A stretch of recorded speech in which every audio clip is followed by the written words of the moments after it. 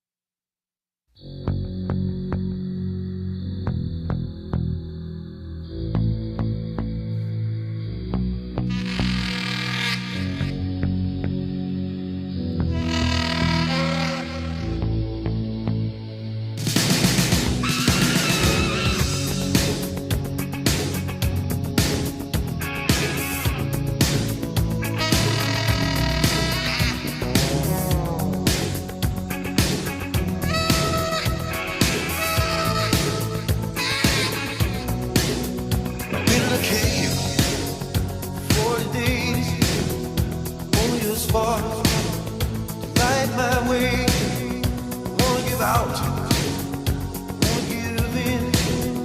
This is our crime, this is our sin. But I still believe through the pain, through the grief, through the light, through the storms, through the cries, through the wars. Oh, I still believe.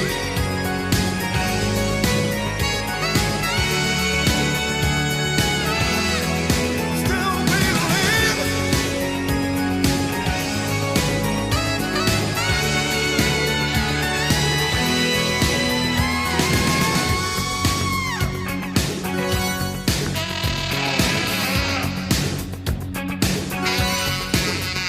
Flat on my back, out at sea, hoping these waves don't cover me. Turn and tossed upon the waves. When the darkness comes, feel the grave. But I still believe through the cold, through the heat, through the rain, through the tears, through the crowds, through the cheers. I still believe.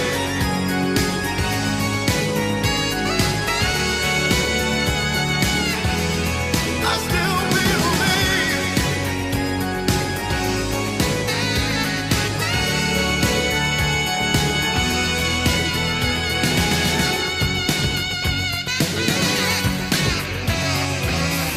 I'll march this road, I'll climb this hill, up on my knees if I have to. I'll take my place upon this stage. I'll wait till the end of time for you like everybody else.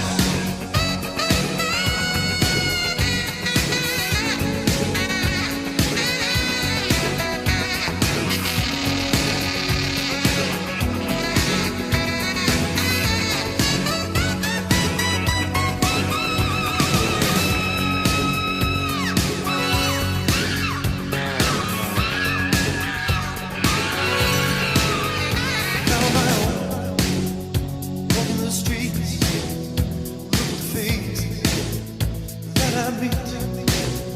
Feel like I wanna go home. What do I feel? What do I know? But I still believe. Yes, I still believe. Through the shame, through the grief, through the heartache, through the tears, through the weight, through the years. So people like us in places like this, we need all the hope we can get.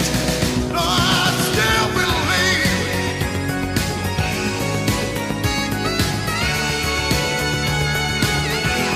And I still believe.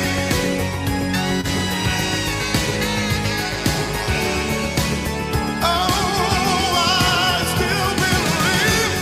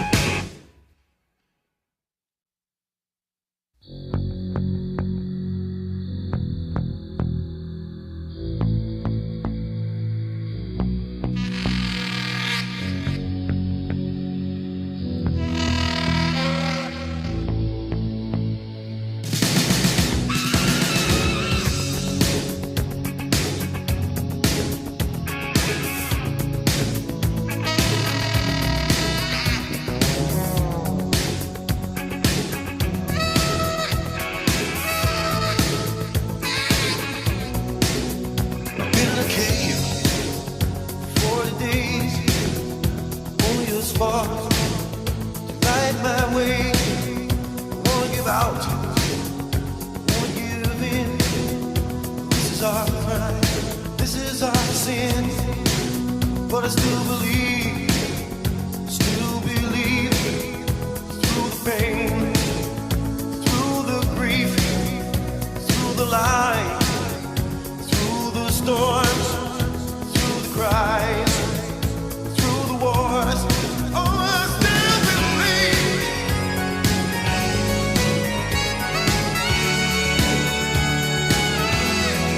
Still believe.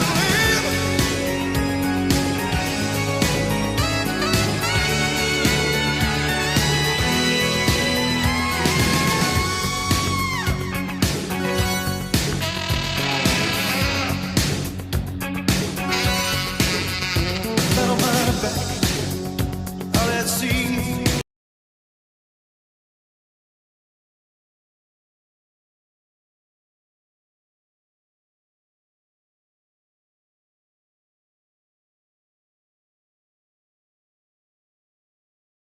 I'm excited about the San Francisco 49ers, one of the legendary franchises in all of football.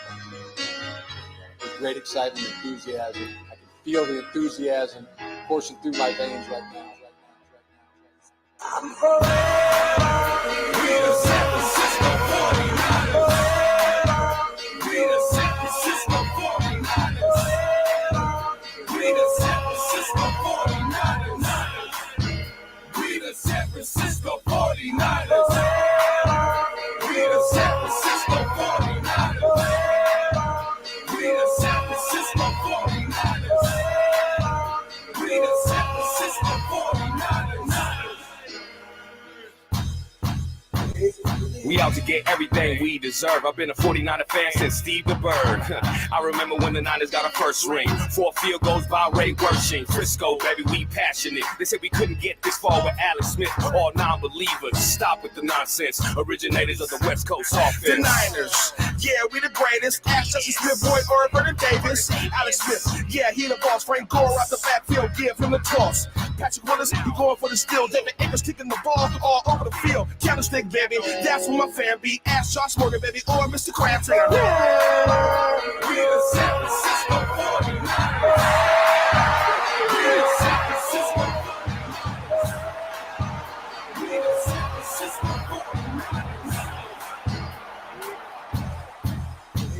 I'm a true niner, tailgates and all. Man, it was a good look. We got Harbaugh forever at the game, man, doing my thing. So many jerseys, they don't know my name. They're like, what's up, Gore? They go Davis. This week I'm Crabtree, next week I'm Willis. The 49er faithful through the good and the bad. Man, there's so much honor in the SF pad. I remember breaking bottles after Super Bowl wins. Running wild through the streets, must have been around 2012. My home base, the stick. I lived through the dynasties, I felt all the sticks. A new generation with the SF heart. Like Gore busting through, ripping them all apart. I call it first and goal. We headed to the end zone, smashed up the gut on our way to the Super Bowl. The dynasty, a legacy, a Niners what I'm born to be. Not satisfied with 5 rings, so we stay hungry. Harbaugh got us working on 6. Adrenaline pumping, heading down the candlestick. My passion runs deep, cause we got game. When you're done playing us, remember the name. We the illest, Patrick Willis and Alden Smith. Getting it done with ball control and solid defense. We love the San Francisco 49ers deep in the heart. Like Joe Montana in the corner, D. Clark. Garrison Hurst, stiff far going 99. Don't get it twisted, running all with prime time. John Taylor, Jerry Rice down the sideline. NDB,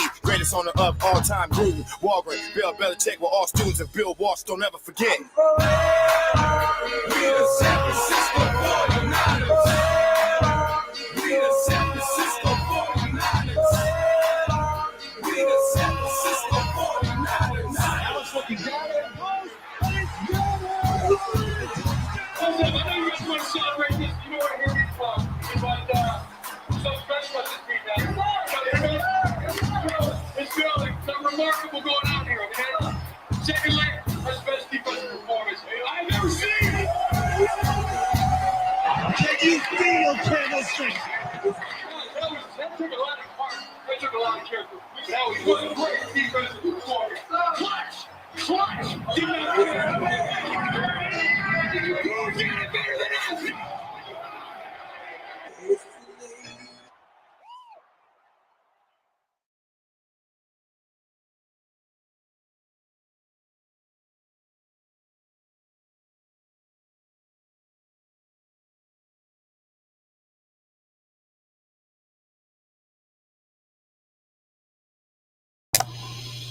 All right, everybody, let's get this show going. Let's get things kicked off. And, you know, I'm broadcasting this here on Facebook as well, so we're going to kind of keep this here one PG. I'm not going to do my usual because, well, we're on Facebook. And I got a lot I want to talk about today, and it's not really about the Niners. I just wanted to play some stuff to show you guys why I started doing this in the first place. Okay. Trash talk is an art. And you get somebody that's really good at it. They're extremely entertaining. And they motivate you. And they motivate you to try harder, whether they're motivating you to achieve a goal you want or they're rubbing shit in your face. Trash talk is wonderful. I've trash talked my whole life. I didn't learn how to trash talk on the internet. I learned how to trash talk in person. I got burned more than I succeeded when I trash talk somebody on a field or on a mat. And I just loved it. And everybody I ever competed against that I trash talked enjoyed it too. And of course, growing up in Northern California, you're always trash talking a Raider fan if you're a Niner fan and vice versa. And then you have the bandwagon fan that comes up. You know, we'd have a Minnesota fan pop up after the Vikings upset us in the divisional playoffs. We'd have a Redskin fan pop up when they robbed us of the NFC Championship. There was always some asshole Dallas Cowboy fan around. We wanted to rub it in that we had to catch and destroy them. Trash talk was awesome.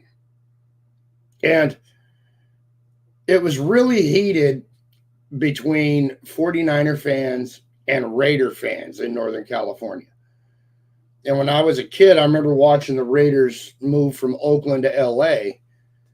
And we were always so happy to remind Raider fans that their team left. We were always so happy to let those Raider fans know that their team abandoned them. I mean, you know, we'd be in the Bay Area and we'd be driving past the Coliseum on a game day, and them dumb bastards were still tailgating in the Coliseum parking lot when their team is playing in LA. And I'm talking Oakland Alameda Coliseum, not LA Coliseum. And we'd harass them on our way. We would. And we'd love it. We'd absolutely love it.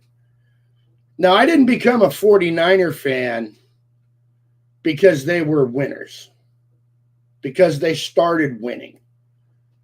No, I was a 49er fan before they ever won shit. My granddad, humongous 49er fan. Big time.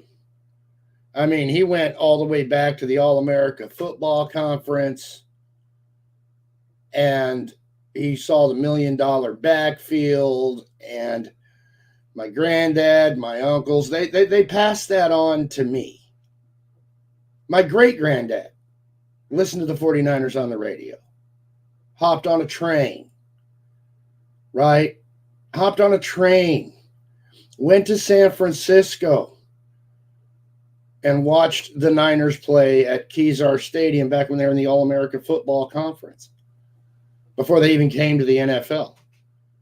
Being a 49er fan to me is as much a part of my heritage as any of my family history. My grandmother's family, they helped settle Stockton, California. And when I left, as far as my maternal grandmother's family goes, I was the last one to leave. The rest either died or left years ago. But because of her, some of my ancestors were 49ers, and some of my ancestors predated the 49ers in Northern California. Very old family there. We were a very old family. And being a 49er fan is a part of my heritage. It's not something that I chose. I'm glad that I'm a Niner fan. I'm very happy. But it was chosen for me. When I was a little kid, we moved to Daly City, California.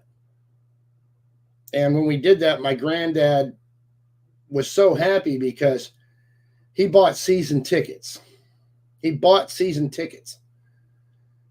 And when I went to my first Niner game, my granddad and my uncle would tell me he was so excited that O.J. Simpson was a 49er. And he was excited that they had got this guy that played for Stanford.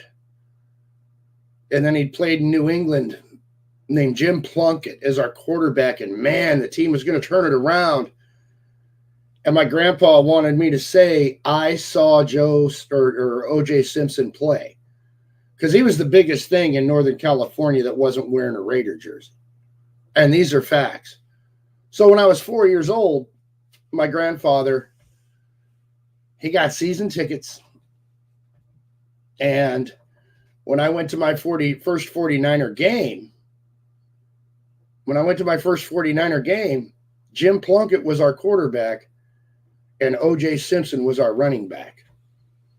And that was probably the fullest Candlestick had been since the Brody days, since the Steve Spurrier days, since the days we lost the first NFC championship ever played to the Dallas Cowboys.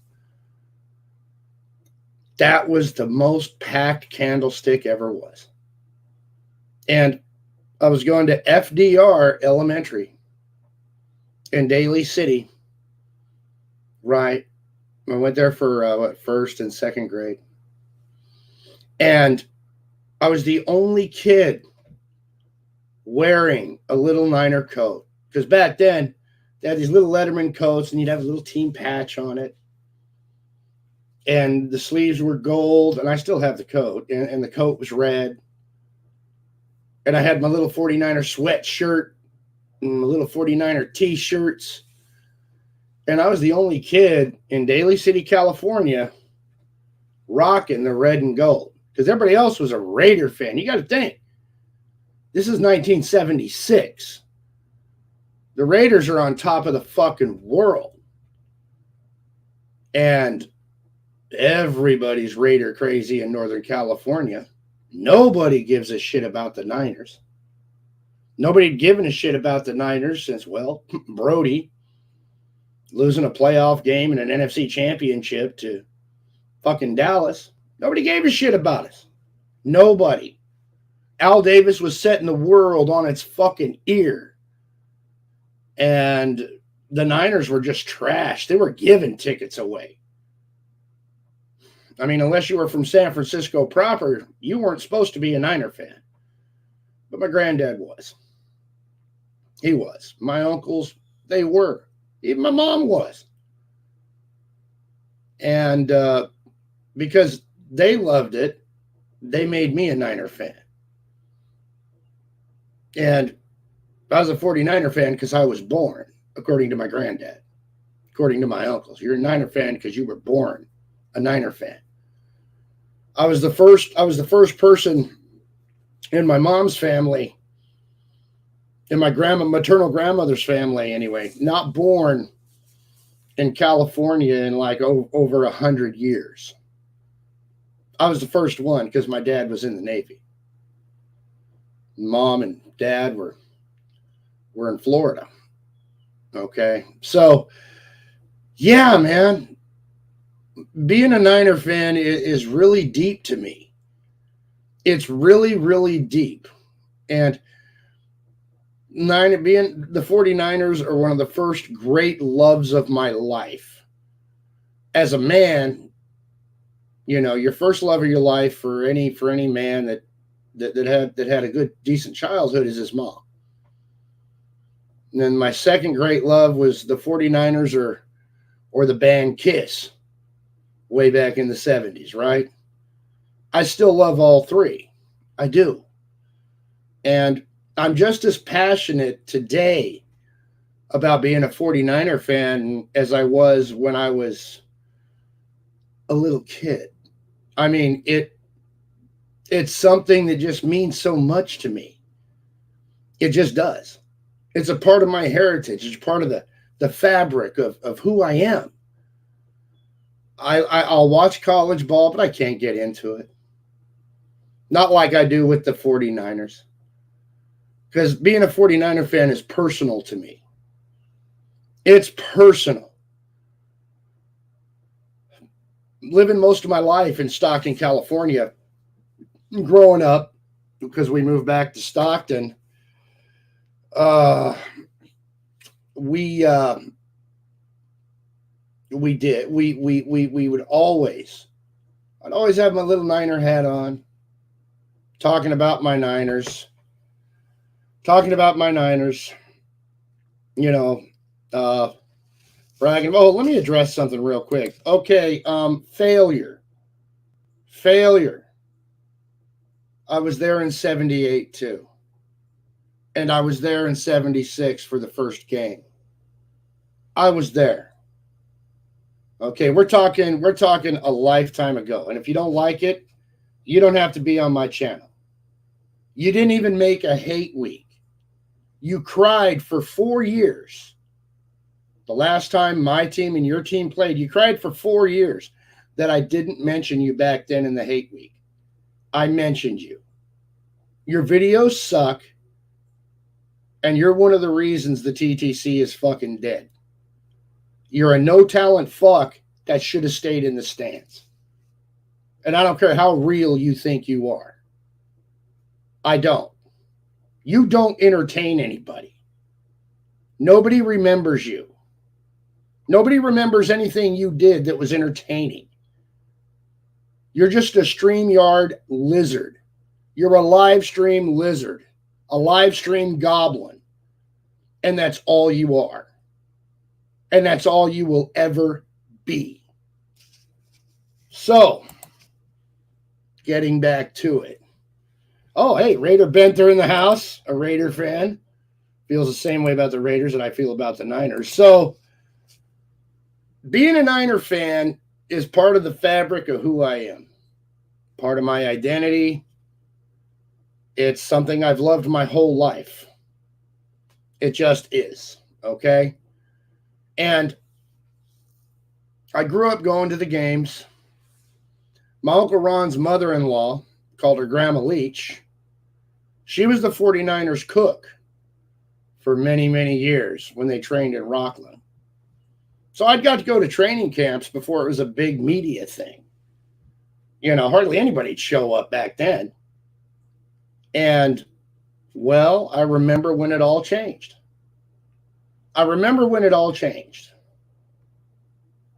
Right? As a little kid, you know, you go to school. I'm the only little red dot on the playground in a sea of black. And then the Niners get good, win Super Bowl 16. And the sea of black turned into a sea of red, and everybody was jumping on the bandwagon. What happened with the 49er fan base, I got to admit, is very similar to what happened with the Seattle Seahawks fan base. No fans one day, and then an explosion of fans after they win the Super Bowl. It happened. I watched it. Northern California has its bandwagons too. Look at all the Golden State Warrior fans. Look at all the San Francisco Giant fans. You know, Warriors win an NBA championship with Curry. Boom, Warrior fans everywhere. Giants win their first World Series in San Francisco. Boom! Giant fans everywhere. It happens. No matter your team, it happens. But I'm very proud to say I was one of the ones there before the team ever won shit. And I loved him. My granddad used to bribe the guy driving the little 49er helmet golf cart. He'd slip him whatever and drive me around the field in an empty Candlestick Park during a fucking game. As a matter of fact, Candlestick was so barren back then, if you were a little kid, You could get away with running down, and you could get on the sideline and people would leave you alone because nobody cared. It was a different fucking world back then. A different world. Hell, players were just excited to have somebody at the game. Different fucking world. So, I've talked shit my whole life. I've talked shit as a Niner fan my whole fucking life. I remember Raider fans rubbing in, oh, well, we got 2 Super Bowl wins and you got 1. Or, we got a Super Bowl win and you've never been there. I heard that from those motherfuckers. I heard it from them. And I've talked shit with Raider fans my whole life. You wonder why I hate the Raiders the most, more than any fucking team? There you go. There you go. Built a great friendship on that too with Raider Ben. We have such a beautiful, pure hatred. Wait till tonight. Wait till tonight on Black Saturday, because every week Raider Ben and I, we renew it. We renew it, and it's gold. Pure gold. So we didn't have the internet when I was growing up. We had the Sporting Green. How many Niner fans remember that? When the Sporting Green was actually printed on green newspaper. That's right. And the Sporting Green was the Bible. And it's what we all read, whether you're a Niner fan or Raider fan or some other fucking heathen. And we all read it. And we all waited for Sunday to watch our teams play. And we didn't have the internet, and we didn't have access to instant information. If you wanted to learn about your team's history, you had to buy a book. Okay, dude, I'm not lying. All right. If I said 4 years instead of 2, that's fine. Like I said, nobody likes you. Nobody remembers any of your fucking hate weeks. And I'm not here for you. So go ahead and take 5. Go ahead and take 5. Okay? You're never been a good trash talker. You're nothing but an untalented drunk living in Iowa. So just go away. So anyways, man, you grow up doing this. And if you wanted to learn your team's history, you actually had to buy a book. Buy a book. You know, and my uncle and my mom, they'd always get me the new history of the 49ers, 49er Almanac, things like that. And I'd pour myself into it because you wanted to know everything you did about the team. You did. Okay. If you guys wonder why I'm so big on Niner history, well, that's because I was looking it up in the days before Google was even thought of. You actually had to flip pages to learn about your team. With the advent of the internet, I hopped on Facebook. Now, if you guys want to know how I met Farmer Jacob and Anthony Passo, we met each other talking shit in little Facebook groups. But back then it was typing shit. And Anthony Passo would make these videos. And I'd never seen anything like it before. The Passo Garage. Never seen anything like it before. And it's like, man. And Farmer and Passo and I, we go back and forth. And we have our little Facebook feuds. And we do a lot. And I'm going through a rough time while this is happening. Going through a divorce. Going through a bankruptcy. You know, I'm sick. I'm starting to be unable to work. All that good stuff. Going through a lot of shit at work. You know, getting hospitalized, getting out. I'm surprised I'm still alive after what I went through with that. But the trash talk was keeping me going. when I'd lost everything and I had nothing left to lose, the only joy I had in life, going through a divorce, losing everything you ever worked for, was talking shit with these guys, with people that didn't like our team. Seahawk fans, the bandwagon was extraordinary. But through the trash talk, I made a lot of friends. I made a lot of friends before I ever came to YouTube with it. Technician, Truth, who claims me as a brother. Farmer Jacob, probably my best friend. Anthony Passo, you know.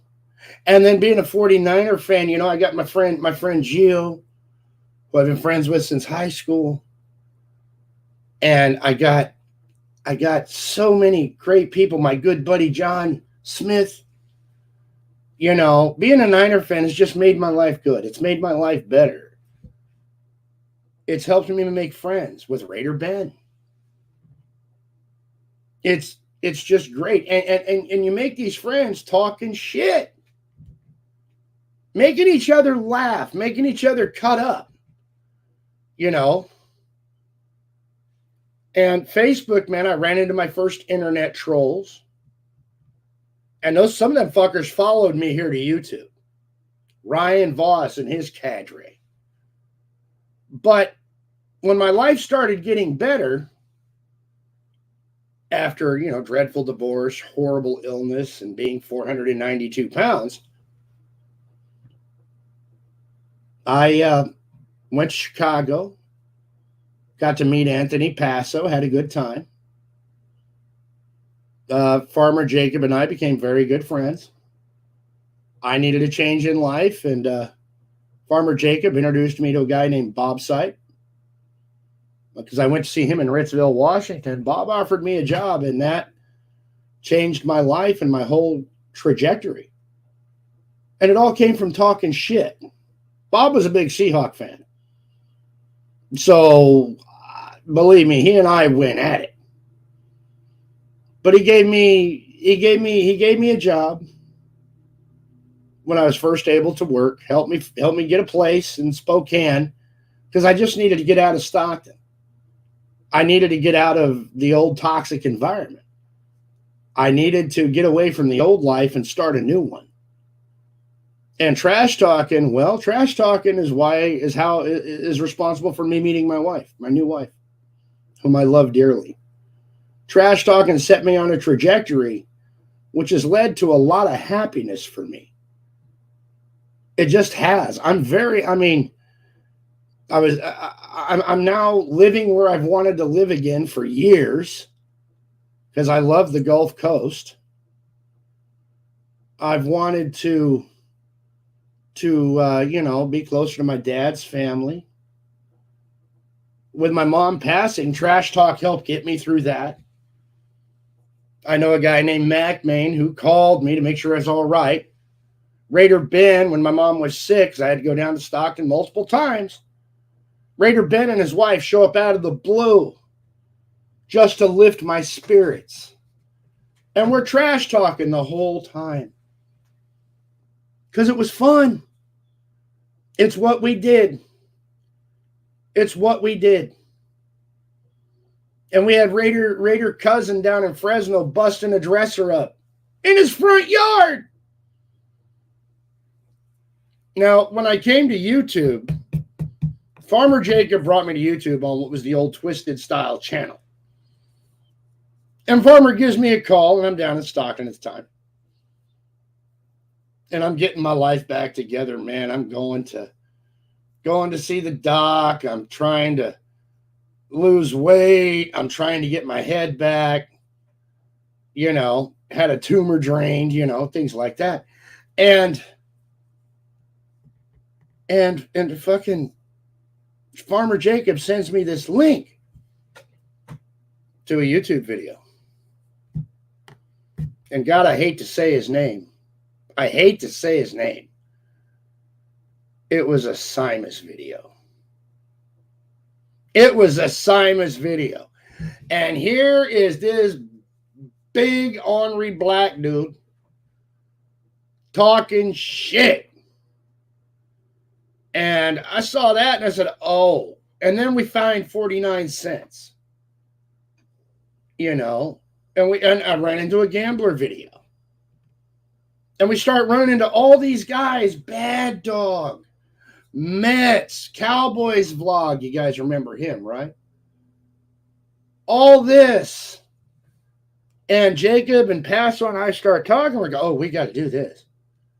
Because we thought we were big shit because we had big Facebook groups and we were featured in all Facebook, in a bunch of Facebook groups. And we had a decent following. But it was what you do on Facebook in a little group is nothing compared to the exposure you get on YouTube. Basically, we were big fish swimming in a little pond. And when Farmer Jacob found YouTube, we found the ocean. And I came here to YouTube as a part of the old Twisted Style channel. It still exists. My first video is still up. And it's horrible. Because we'd make our videos on Facebook mimicking the Paso Garage. But we didn't realize Anthony Paso wasn't as good as we thought he was. He wasn't. But what he was doing at the time, it was greatness. Because we had never seen it before. And then when we found YouTube, we found all these guys that would completely kick our ass. Completely kick our ass. And Farmer says, well, why don't we all go in on one channel? And so we recruit a bunch of people that we're trash talking with in the Facebook groups.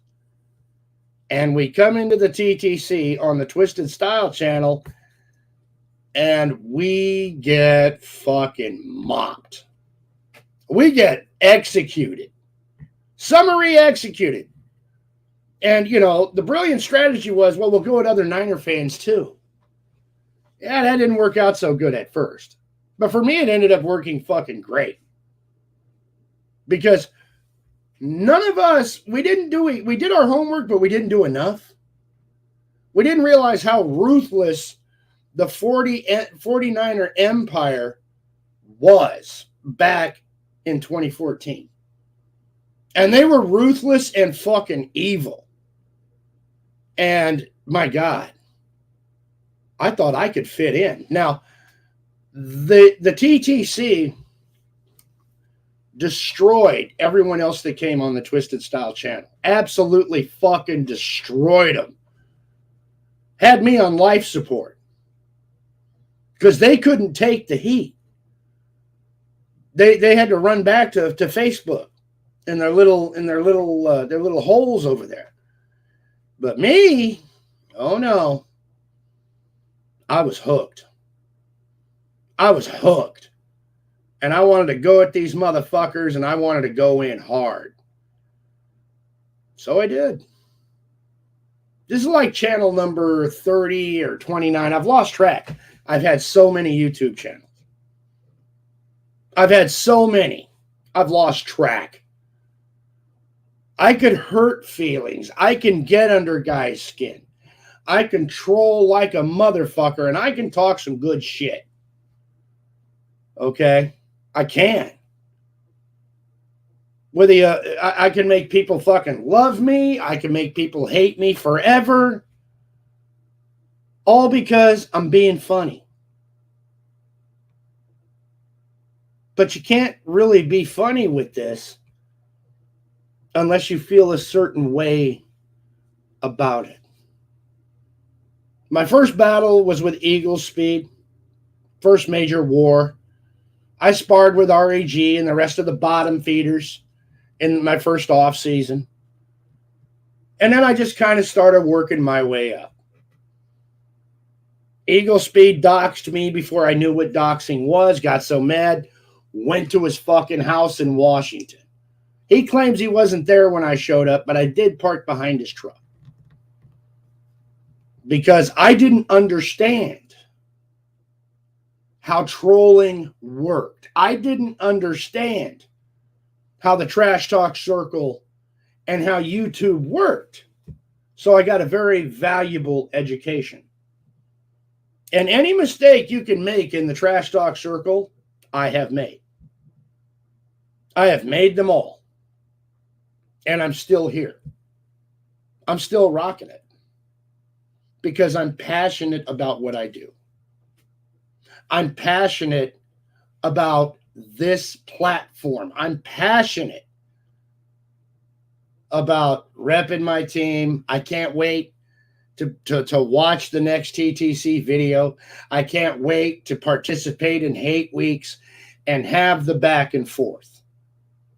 Because it got me through a lot of tough times. And it got me through a lot of life changes. When I came into the TTC, I was homeless. I was. My family found me because my wife and I had broken up. House had been repossessed. I didn't tell anybody. I just wanted to curl up somewhere and fucking die. Right? It was just me and my 3 dogs and my fucking cat. That's all it was.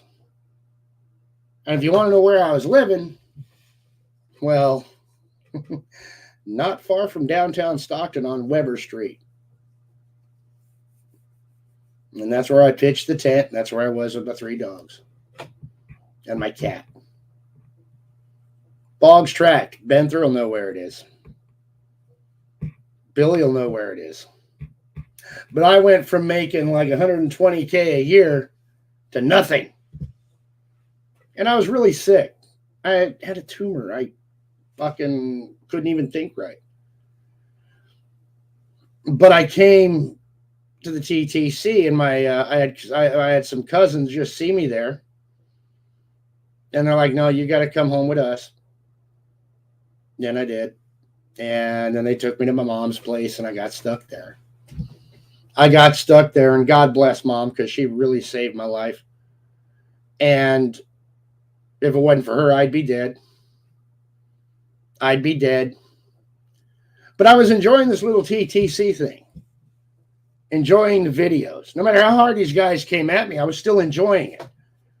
And it was like the only thing at that time I really enjoyed. I'd go bid some paint work to get a little money. Couldn't do it, but I could sure as hell bid it. And, guys would pay me a little finder fee, a little estimating fee. And started crawling back. Because you guys got to understand, when you hit the fucking ground, when you hit rock bottom, you can still go lower. And I was at least 30 feet under the bottom. At least 30 feet under the bottom. And I clawed and I fought my way back. And when I was leaving California, I took a couple trips. I went to LA a couple times, hung out with my Aunt Marlene down there. Went to a Dodger game down there. Went with the Oakland Night down there. We had a bunch of fun. And this was all because of the Trash Talk Circle. Traveled to Chicago, met Paso when I started getting things back together. And then, I went to Ritzville, Washington, hung out with Farmer. And when I got back, I had to have the surgery to get my life back, so I could think straight again. And I remember talking to my moms. I'm like, hey, Ma, I've lost everything. And I need to get it back. And my mom said, you can't do it here. You can't do it here. You have to leave. And I said, I'll go get my own place here in a minute. No problem. Got a job working at Old Diamond Walnut while I was getting better. Because I couldn't do what I used to do. I was 492 pounds. And got a job at Diamond Walnut, and I'm working, and I remember being able to buy a new pair of shoes for the first time in about 2 or 3 years. I got excited. And I remember being able to get some new Niner gear. Real excited. Hey, Mac Main. The first jersey I bought after losing everything I owned was that white jersey I sent to you. Anyways, I come back from Ritzville and I get my surgery and all that good stuff. And my mom says, "Did you like it there?" And I'm like, "Yeah." And I remember telling her that Bob Sipe offered me a job, and Jacob, who had such a big house in Ritzville, offered to rent me the upstairs of his house while he and his family had the downstairs, because they never went up there because it was a humongous house. And, well, Jacob said, "Would you move up here if I could get you a job?" And I'm like, "Yeah, sure, man. I need a change of scenery, you know." Mom was up my ass about, "Hey, you just need a change, son. You need a change. You went through a divorce. You're depressed. You know, you had that thing on your fucking brain. Go get a change. Go invent yourself again." And thanks to Farmer Jacob and Bob Sipe, I had a place to do that. Thanks to the little city of Ritzville, I had a place to do that. And while I was doing it, I was talking shit the whole time. Ritzville, Washington is the home of the Seahawk Hulk, the muscle-bound guy that paints himself green. And they have a little bar there called the Prime Time, which Farmer Jacob and I labeled the bandwagon. We were thrown out of the bar multiple times for making fun of the Seahawks. That fucking town, oh, those Hawk fans still hate me. But there were two other Niner fans in the town other than Farmer and I. And they thought we were fucking great. Now, Farmer would do very well on YouTube if he put the effort in. He would. But Farmer didn't do as much homework as I did. My good buddy Farmer, when he and I are working together doing the trash talk, it's pure gold. We got good chemistry. But Farmer wouldn't do enough homework into the TTC to learn how it worked. I did. My first year, hey, they made me Rookie of the Year. I'm still proud of that because all these guys that were so fucking great chose me. They said, "Hey, man, you're the best newcomer. You started the most shit. You were funny. You kind of fit in." And it was a real honor, and especially with Gambler being the Rookie of the Year before me, as great as he is, and you new people, you don't know how good Gambler was. Okay, you do not know. Because back when it was just video exchanges, Gambler was a murderer. He was. He was great. He was great. Nobody, the greatest 49er fans with the quickest vocabulary I've ever seen or heard, Frank Gambler and Billy Badass. They get the boom, boom, boom, boom, nonstop. Give credit where it's fucking due. Give credit where it's due, whether you like a guy or not. So I'm going to take a small break, and we're going to do an intermission, and then I'm going to come back, and we're going to talk about the TTC. But I wanted to give you a little bit of the backstory to what brought me here. Okay? And we'll talk about some of the mistakes I've made. But we got to talk about why the TTC is dead. And we got to talk about what we've really lost with the death of the TTC. Because it's fucking tragic. It's tragic. And we'll open the panel. We'll open the panel for you guys to come in if you want to talk about it. But I got a message last night that has kind of led to this. So I'll be right back. It's intermission time. Break. folks. So hurry, I just want to go have a hurry, cigarette. I hurry. gotta go Step outside right to over do our it. I refreshment can't do center this for shit the now. most extravagant array of refreshment. So I'm gonna have a smoke, get a cup of coffee. You all go take a leak, get a cup of coffee, have a smoke, whatever. From a snack to a And then when delicious we're done, we'll be back. At our refreshment center, you'll find a large variety of goodies to satisfy your hunger, your thirst, or your sweet tooth. So hurry, hurry, hurry. Visit our refreshment center now. The show starts in 10 minutes.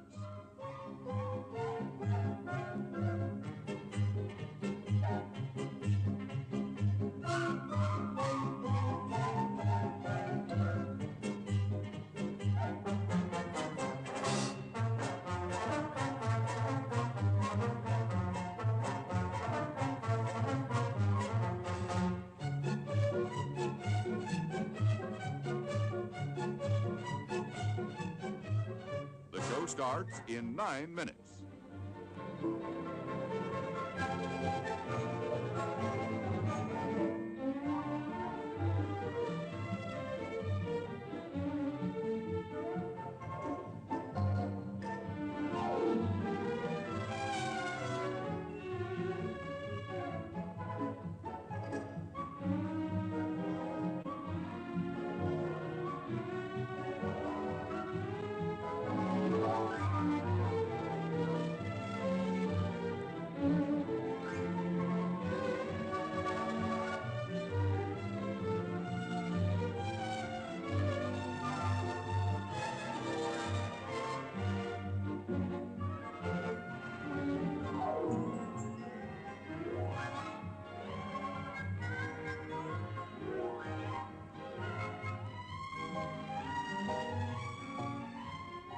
The show starts in 8 minutes.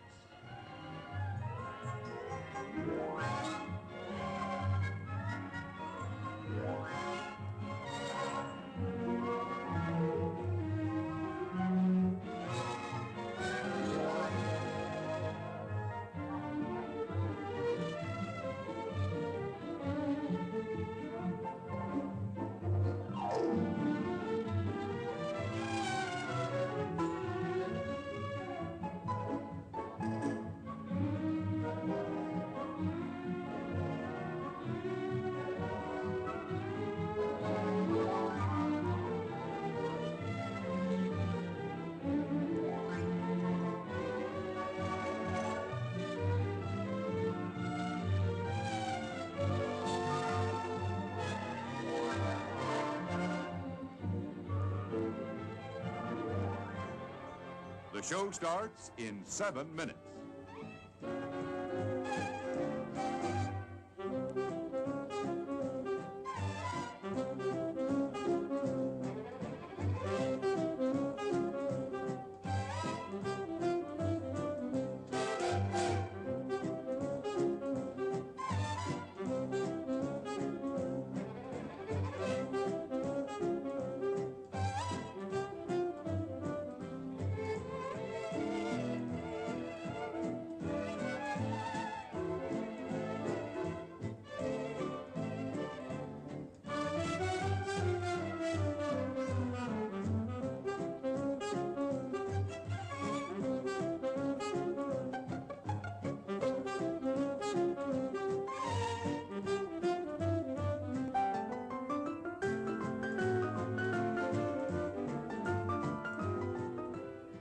The show starts in 6 minutes.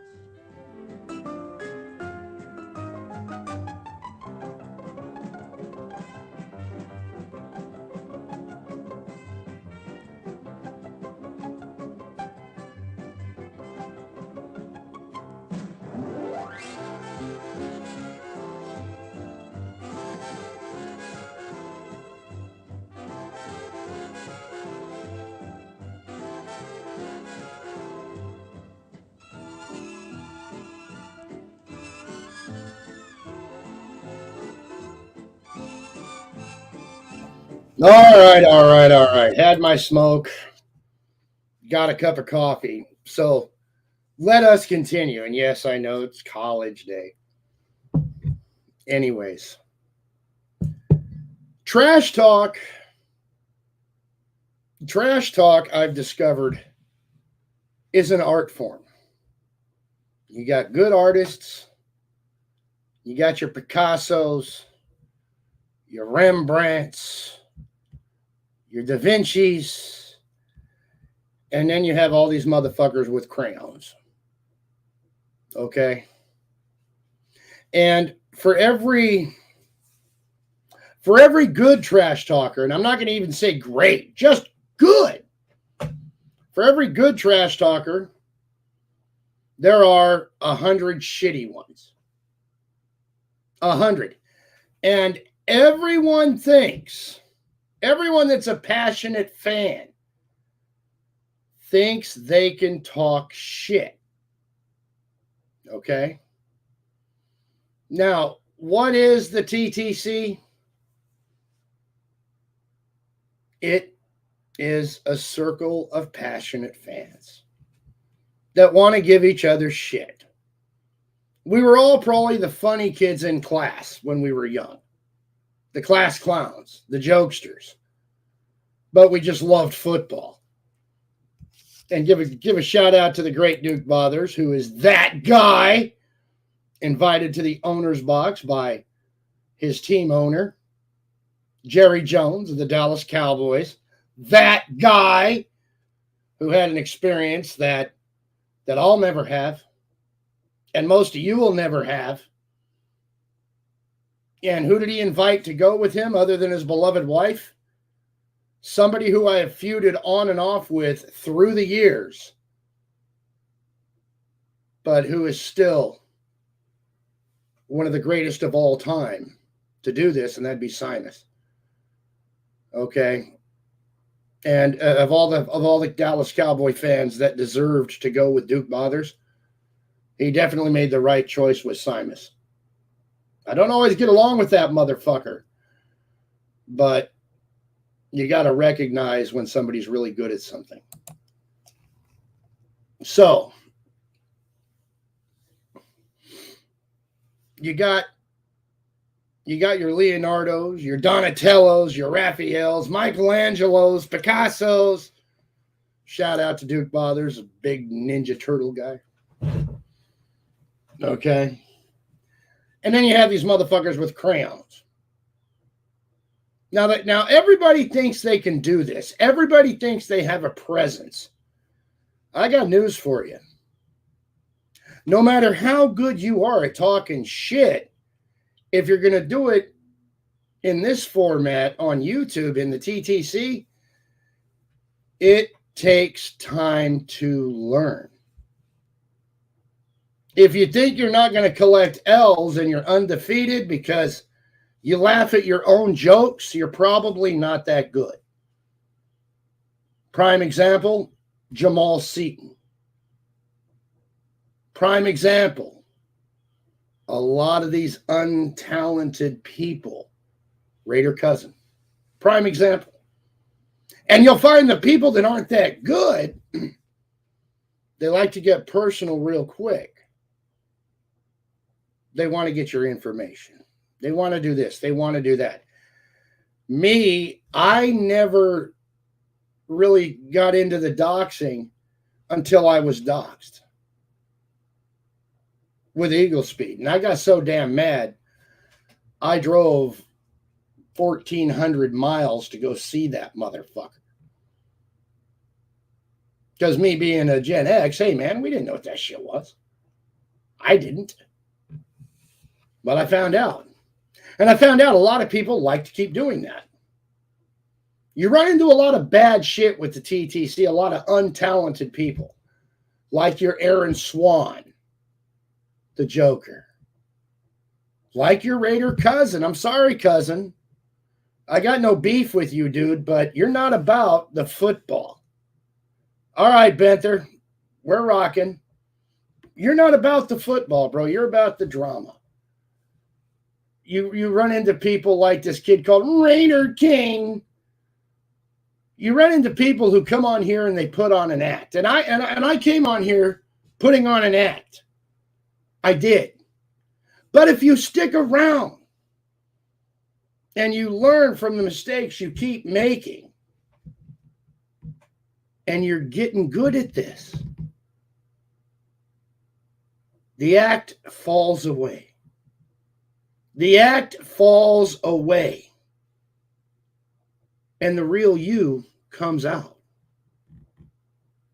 I mean, if you're not real talented, you got to rehearse this shit. You can't just turn the camera on and go. Prime example, one of my stalkers, Steel 58. In all honesty, that guy can't talk shit to save his life. So he has to go into doxing people and hide behind video editing. There are very few people that can video edit real well and talk shit real well. Okay? And I can name the 3 people that are best at it. That are the complete video editing and shit talking package. As a Niner fan, the first guy I gotta mention would be 49 Cents. That guy could do it all. I don't know where he is this year. I wish he'd come back. He's great. 49 Cents. The next one, D1 Chosen. D1 Chosen. Fin Squad Enforcer. Video edit and talk shit. And rap. Right? Multi-talented guy. And then Tyson. Master at work. Whole package. He can do it all. Okay? You want to know who the 3 best guys I think are that are just complete package? Editing and trash talking? Those 3. Those 3. As a matter of fact, I would include Uncle Lou in that as well. Because before Uncle Lou became a prick and got his head swollen up, he used to do some video editing, and this guy had characters that were interesting. Oh, and don't forget D-Town. He's right up there with him. I'm not putting one above another. All these guys are the same. They're all number fucking 1 with the package. D-Town, immense.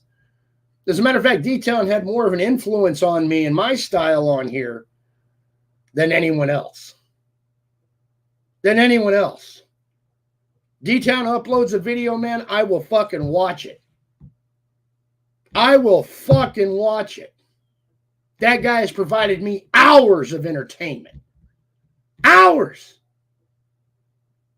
I mean, is he my favorite? He's definitely one of them. Because I don't just have one, I have many. And you know somebody's good at this. Whenever they upload something, you gotta watch. That guy. You gotta watch him. And I'm one of those guys. I got people, when I upload, have to watch whatever I'm uploading. Whether I'm on a channel with almost 2,000 subscribers or I'm on a channel with 20. They want to watch. They want to hear what I got to say. I've developed my own loyal following. I've developed my own loyal following here in the TTC. And whether the TTC is alive or dead, I still have my following. A lot of great guys.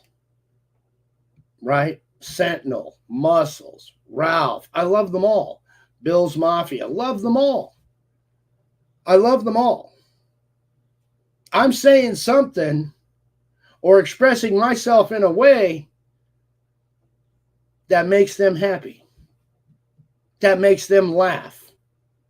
Just like everybody I just mentioned makes me laugh. You know, they stir up my emotions when I watch their videos. Now, what's killing the TTC? All right. Fuck it, I'm going to have a smoke. Because I got to go a little deep here. I got to go a little deep because this is what motivated me to do this live stream today. Got a message last night from one of my all-time favorites. He's a Steeler fan. I won't say which one. By the way, the Renegade 412, also the complete package. Trash talk and video editing. Guy's a fucking god. Anyway, so I get this message from a guy, and it's being passed through, and it's from a certain faction here. It's from a certain faction here. And a legend, somebody I fucking admire and love and hate at the same time, wanted me to know that I was right. Wanted me to know that my good buddy Benther was right about something. That we were right. When we were saying, hey, man, these people ain't doing what we do. Because we got a lot of new blood coming into the TTC, which is good. But it's no longer the trash talk circle. It's been diluted so much. It's become the trash talk community. The trash talk community. Understand, the TTC is the greatest melodrama to ever be on YouTube. Trash Talk Circle, we're the original bad boys of YouTube. Hate and hurting feelings is kind of what we specialized in. But it was all football based, whether it was college or pro. The college TTC used to be as big as the NFL TTC is today, or ever was. And then there are some guys that would be in both worlds. I got a lot of love for the college guys too. Right? Law Tide, love them to death. BVD, the GOAT, as far as I'm concerned, over in the college side. You know, Carter, he's great. Unk, Kane Shades is great. Uncle Lou, whether I love him or not, whether I think he's an asshole or not, is great. Okay?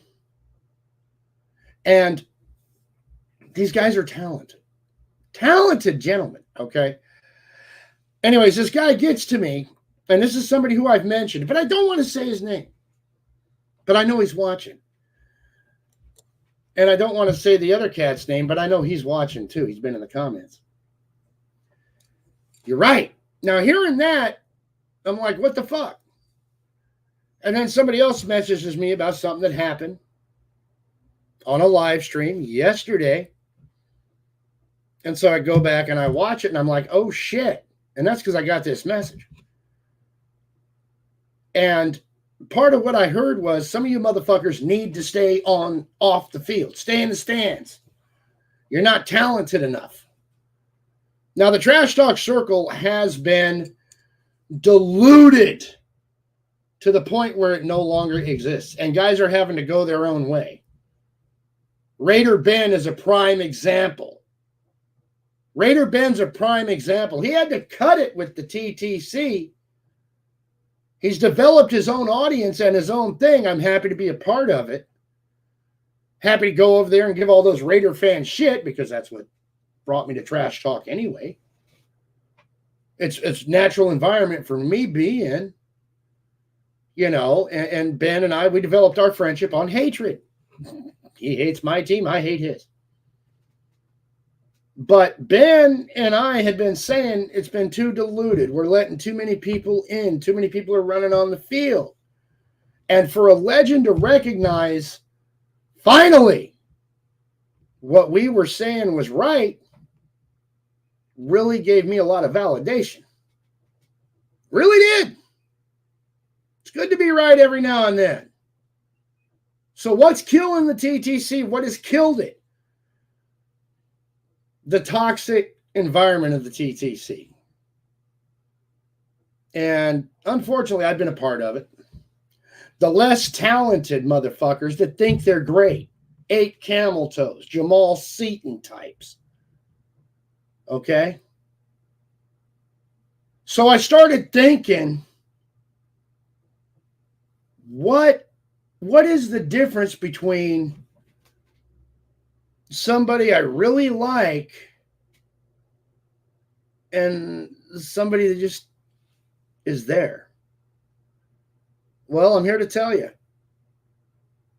when it comes to people that I really enjoy, for good or for bad, I remember shit they've done since I got here. I remember things they've done, videos they've made, shit they've talked, good or bad, since they got here. Thinking about myself, am I one of the great ones? Fuck yeah, I am. For both good and bad. For both good and bad. I mean, Eagle Speed, he got the greatest burn of all time in TTC history. He got me in a Google Hangout. He said, name your offensive line. And I didn't. Couldn't. For whatever reason, legit or not, biggest burn of all time on me. Guys still talk about it. Name your offensive line. People I don't even know scream that at me. Now, I've done it many times since. But I got news for you. I'm not going to do it when you ask me unless you're really an important person. Somebody who I respect. I'm not going to just dance for anybody. But that is the A-bomb test, the O-line test.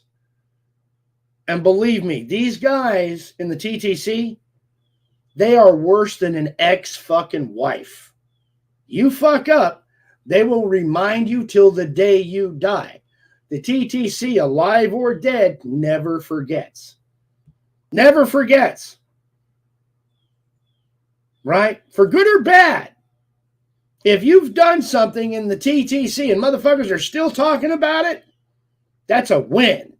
For good or bad, you're still remembered. I trolled with the Dallas Cowboy jersey. Had the number 49 on it, by the way. And my co-conspirators, both blood enemies of mine, now, not back then, Camel and Steele, they knew it was a troll job. We talked about it. We planned it. People are still talking about it. I did such a good job, they're still talking about it. Oh, you boycotted your team. Well, that's what I was saying on YouTube. That's what I was saying on YouTube, you betcha. But in real life, I was still rocking my Niner shit every day, and I didn't miss 1 second of any fucking game. Watched them all. But trolling's part of what we do. Me, I don't mind falling on the sword and throwing that out there to keep people talking, to keep people entertained. Because part of what we do here is entertainment. It's entertainment. You got to entertain your audience. I am a troll. Every good trash talker in the history of the TTC is also a troll. One of the GOATs, Bad Dog, troll. D-Town, troll. Roby Reds, troll. Simus, troll. We all troll on here.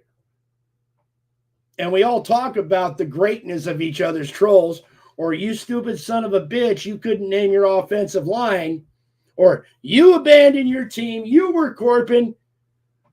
I mean, it's great. It's great. And I bring my politics into it because that's kind of my shtick. I get a Villanueva Steeler jersey. I'm going to tell you why.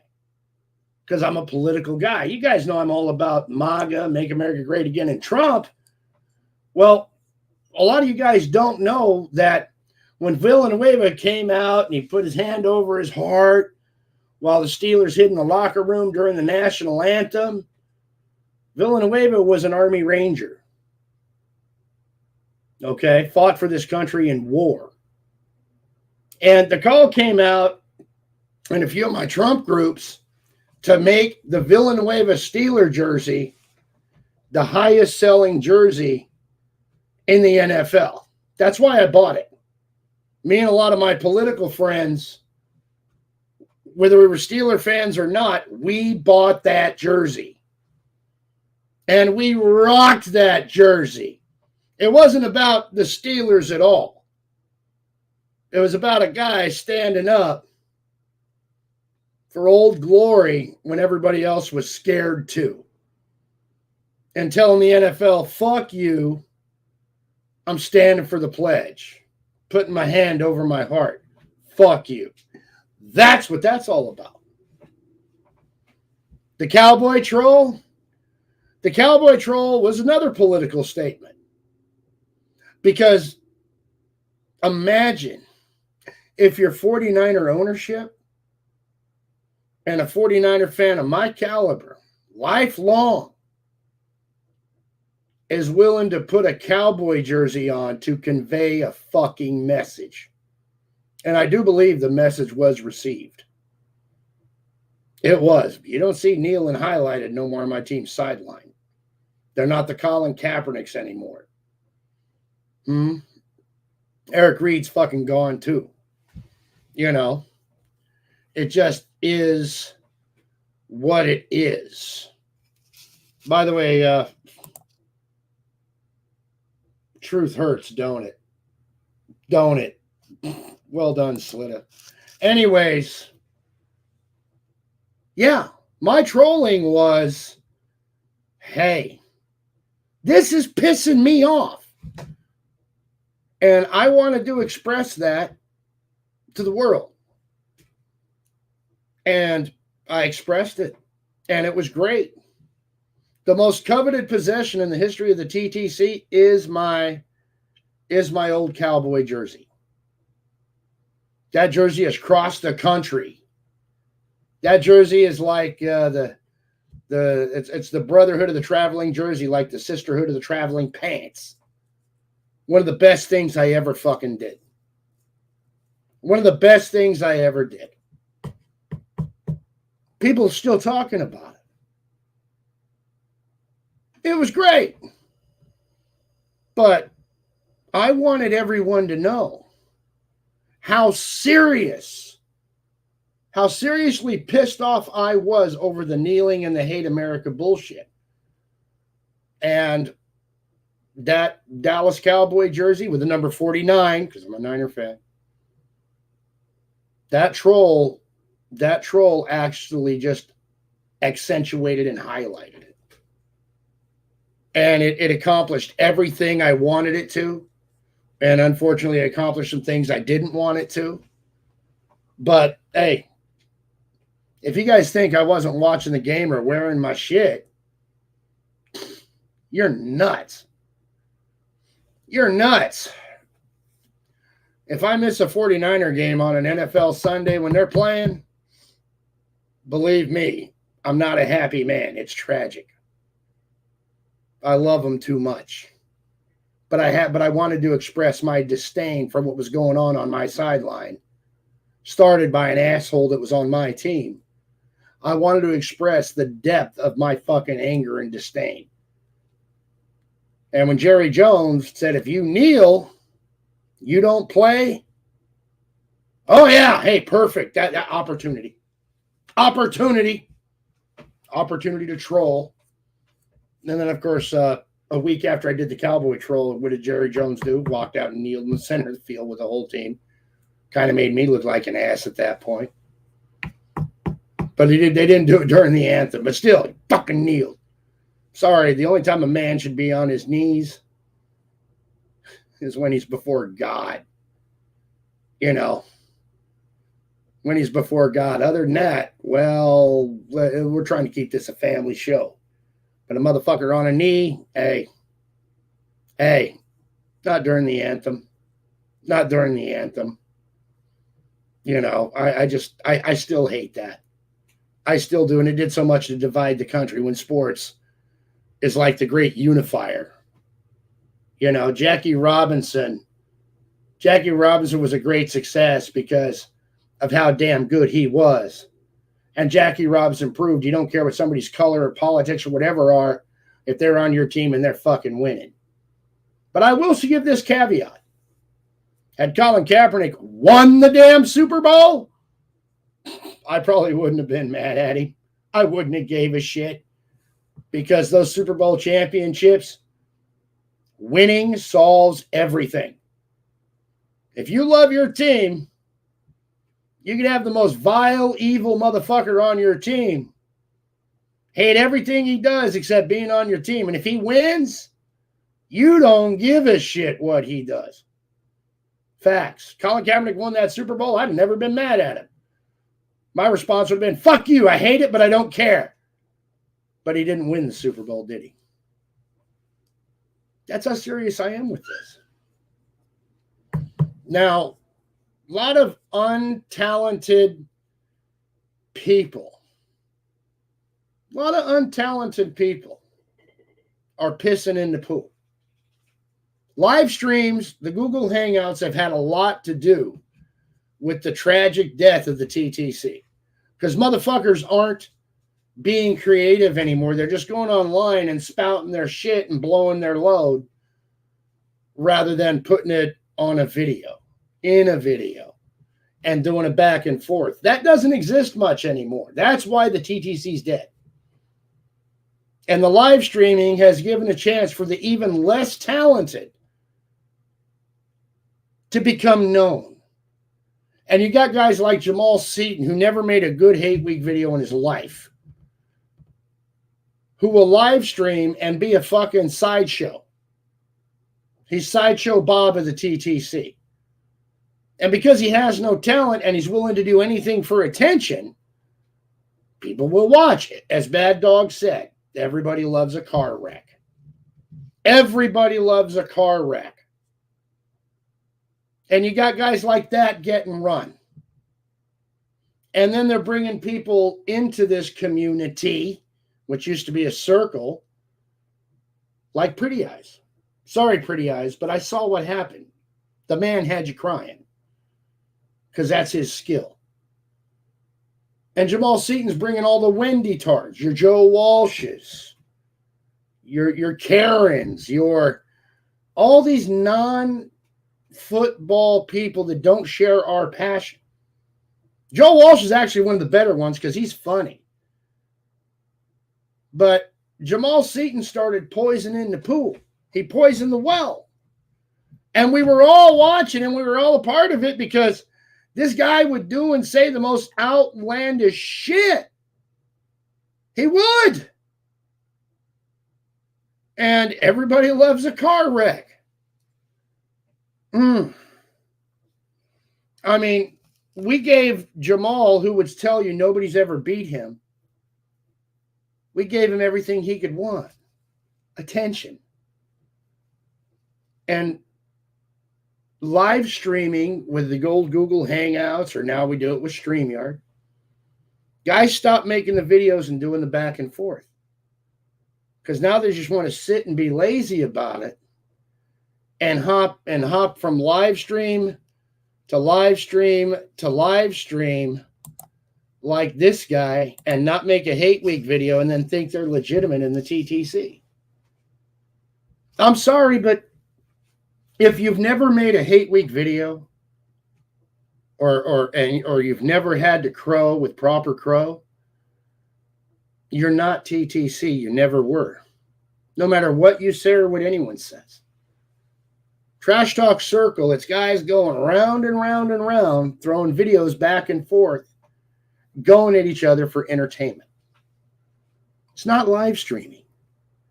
It's not. Live streams have done a lot to hurt us. But you have some live streams that are much better than others. You have some live streams that still keep it real. And as far as Trash Talk Circle live streams, there are only two. There are only two. Two live streams, two channels that live stream that keep it 100. And that is Saints Uptown in the Negro League and Raider Ben. Now, I know when I say the Negro League and Saints Uptown, I'm mentioning everyone in the Negro League. And Raider Ben. Those are the purest football Trash Talk Circle channels that there are. they didn't lose sight of what it's about, even though they stopped making, a lot of them have stopped making videos. You can still go there, and that spirit's alive. That spirit's alive. Very proud to be a part of what Ben's doing on his channel because of that. Very proud that I'm the one who named the Negro League. I didn't name the Negro League to be racist. I named it as a compliment. And I noticed most of the guys, their style of trash talk is the black style of trash talk. Period. You know. And the Negro League, I mean, come on. Greatness. M.O.D. Parks, who used to be an okay video maker. You know. Simus, you know. And then you don't have to be black to be in the Negro League, you know. Primo's Negro League. Negro League. You don't have to be black to be in the Negro League. Named it, though. How do I know I'm fucking great? How do I know I'm one of the best? Because I dropped the name on those motherfuckers. The Negro League. I dropped the name, the Retard League. Simus dropped the D League. When people start using your terminology, you're a great one. That's right. That's right. And I'm proud of everything the Negro League's accomplished.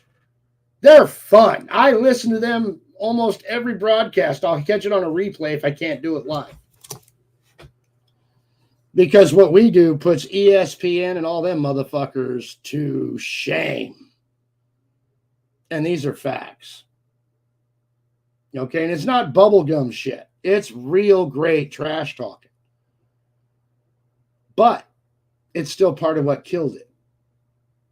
Because you have all these greats that would make these epic videos and do epic back and forths, which is what made the TTC in the first place when John Ammo and Halen 88 first started doing it back and forth. Well, they stopped doing it. And nobody wants to watch 2 or 3 hours of fucking content to get to some trash talking that they want to hear. And we've all diminished and decreased our audience. We have our loyal following, but we don't have that mass appeal anymore. Did you guys know NFL players used to watch our fucking trash talk videos all the time? Did you guys know that?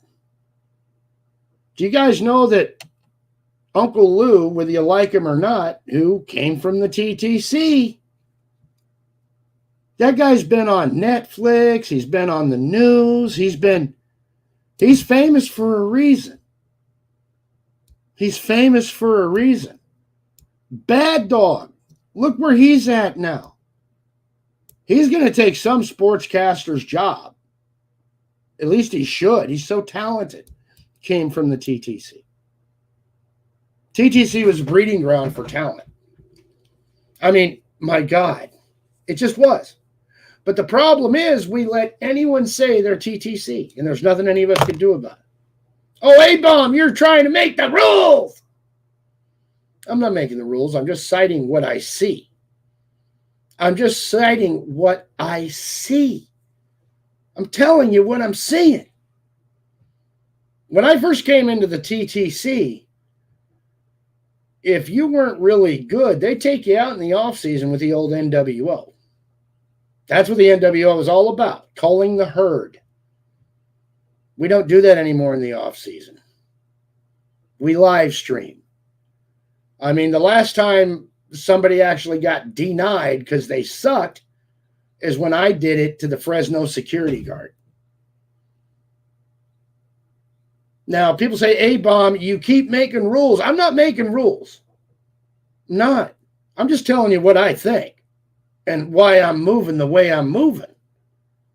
That's all I'm telling you.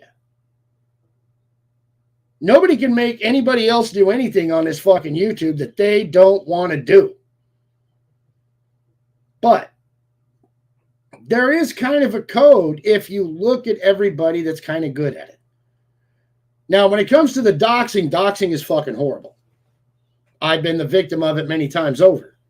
I got Steel 58. I got Joker, Aaron Swan. Eagle Speed, first one to dox me. I got these motherfucking no talent motherfuckers screaming my wife's name all over every live stream they can, like Anon. I got people talking about, oh, you can't name your offensive line, when they don't even know who the guy was that dropped that on me. There's too much of an echo chamber in the TTC. When you see people using other people's shit, they're not that good. They're not. Me, when I use somebody else's stuff, number one, I only use the best. And number two, I always give the credit. Because if you don't give the credit when you're using somebody else's stuff, you're a plagiarist. You're a piece of shit. You're swagger jacking. The Trash Talk Circle has its own language, its own culture. We are our own subset. We are our own fucking thing, right? But it's dying out because of the live streams. Because we're not making videos. Nobody understands a lot of the terms like Corpin that we use. Or retard league. They don't. What are these guys talking about? They don't know what brought that shit about. And yes, NYG31 Nuzdar is a prime example of no fucking talent. Should have stayed in the fucking stands. Nuzdar is like one of the greatest examples of it. Brought to us by one Jamal Seaton. Brought to us by one Jamal Seaton. Nuzdar. No talent. None. Anon. No talent. Real fag. No fucking talent. Oh, shit, Ben. Really? Oh, damn. No talent. Because everybody thinks they can talk shit. Everybody thinks they can talk shit, right? I got news for you. If you're the only one laughing at your jokes, you're not that good. If you got to keep quoting other people like it's your shit that you're coming up with and you're pulling a Carlos Mencia, you're not giving credit, you're probably not that good. You're probably not that good. And there's another fucking problem. You see, we hurt feelings. People come here to see us talk shit about each other's teams and hurt feelings. That's why I've been through 30 fucking channels. That's why Ben is worrying about his monetization right now. Because non-talented people come up here and they all think they can do what we do because they watch us, but I got news for you. We make it look easy. We make it look easy. It's not easy. We make it look easy because we're that fucking good. And those are facts. Those are facts. The great ones make it look easy. I mean, hey, I like to paint. People think what I do is easy until they're doing it next to me. They're like, oh, no, we're not as good as you. And whatever profession you are, if you've done it for years, you're trained in it, whatever, you make it look easy because you're efficient. You know what works, you know what don't, and you've learned through mistakes. We make this look easy. We make trash talk look easy. It's not. It's not. And the TTC has got diluted because in the live streams, when you let anyone up, you're validating them. You're giving them run. Honestly, I don't want to give anybody any run on my channel unless they're a loyal member of my audience. And if they're a loyal member of my audience, great. I'm going to give them run because they're one of the reasons I do this, but not the main one. I do it because I love it. And if you want big run with me, you better make a hate week. You better know the formula. The malt liquor guys call what they do their blueprint. Well, there is a TTC blueprint. It's called a hate week, an exchange during the week, a crow if your team loses, a victory lap if your team wins. It's called make a bet, pay a bet. Make a bet, pay a bet. But there is a catch. It's fine to welch on a welch, but if you're going to welch and be fucking nailed for it, embrace it and rub it in everyone's fucking face. And then you'll probably get away with it. Just ask Sinus. There's ways to do shit. There's ways to do shit. We have our own culture, our own fucking thing. At some point, somebody in the future is going to come back and stumble on one of us 100, 200 years from fucking now and say these fuckers were crazy. And they're going to fucking probably write a book about us. I mean, it could be done. It'd be a very interesting read, would it not?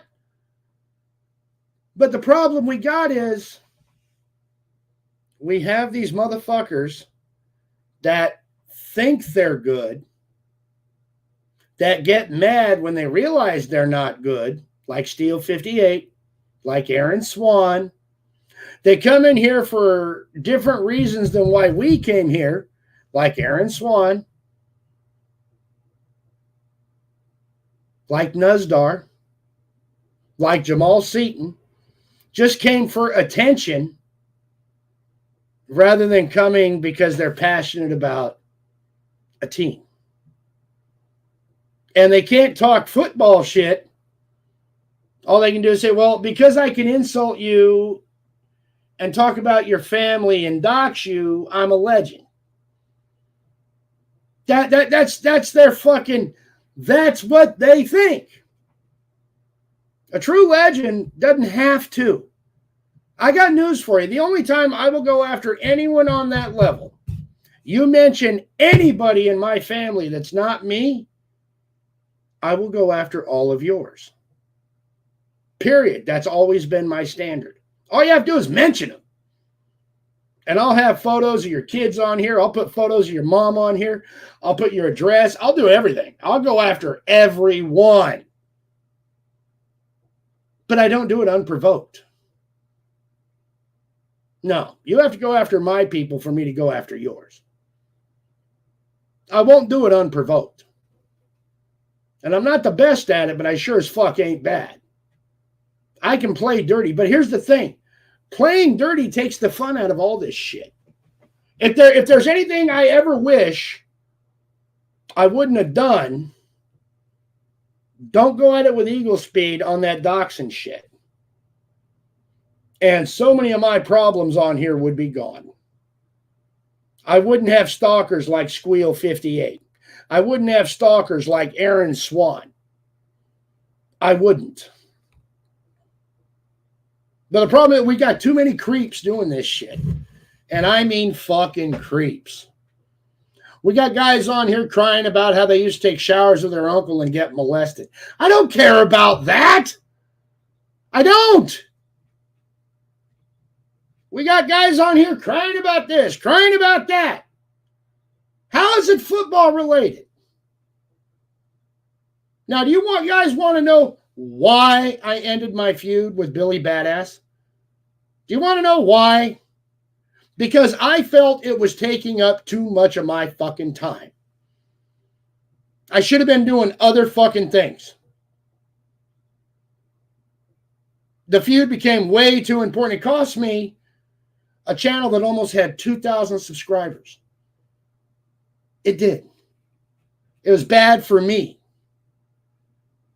And it was bad for Billy. Now, I didn't end the feud because I like him. I still don't. But he messaged me on my phone. And it was in both of our interests to say, all right, fine. All right, fine. Water under the bridge, fine. Water under the bridge. Why? Because it's good for me personally. Definitely good for him personally, too. When the shit cost me my main channel that I worked years to build, it's time to say, hey, wait a minute, I'm doing something wrong. Doing something wrong. Thank God it hasn't cost Raider Ben his channel too. And it almost cost Billy his channel because somebody tried to porn bomb him. By the way, I did put a bounty on his channel. Bounty is canceled. Nookie Nish comes in. She is not a part of what we do at all.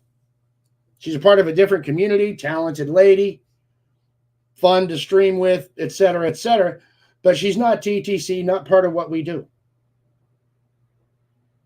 She cost me my channel.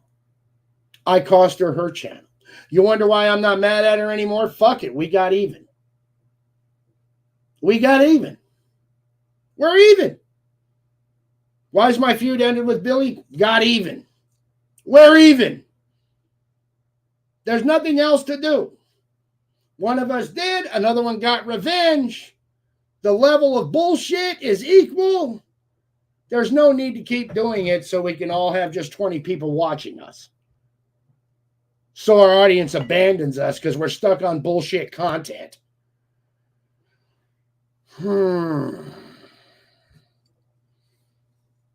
Yeah. And I don't want to be known for being a nutdar or a swan or a JP. You know. I want to be known for being me. And I want to work with my good friend, Raider Benther.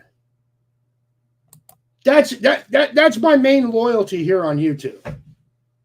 It's Raider Ben. Why? Because we share something that we both understand and value. We share a hatred of each other's teams that has led to one hell of a friendship. And we talk shit. When we're in person, believe me, what we say in person is far worse than anything we've ever said on here. These are facts. These are facts. But we get along. We get along. And if you really are a true part, or were ever a true part of the TTC, you've made great friendships with rivals. Because your friendship is forged in fire, the fire of pure, beautiful hatred of the other guy's team. And you know that other guy, that other guy is going to be laughing his ass off when your heart's broke. And you can't wait to see the tears in his eyes when he does a crow because your team broke his heart. You know, just saying.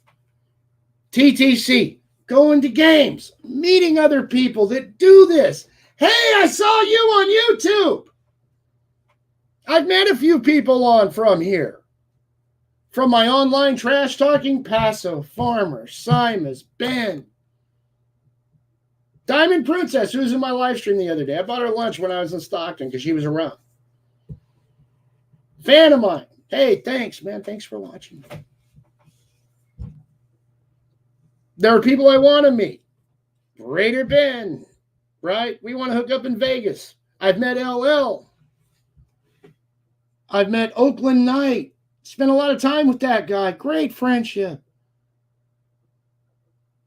For every bit of bad that doing the TTC thing has fucking thrust upon me, it's done me a lot more good than bad. It was there when I needed something.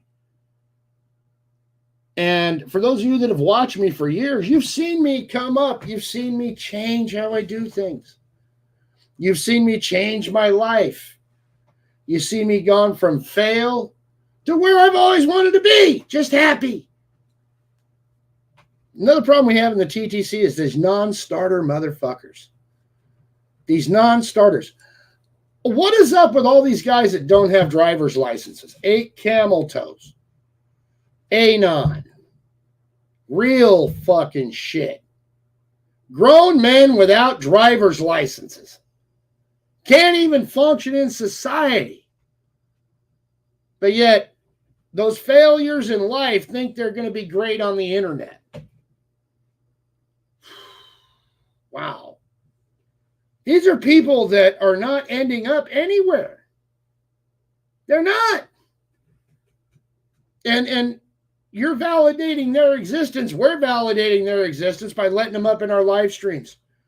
Because how many people have watched a Real Shit Hate Week? Raise your hands. And they're going to be a couple.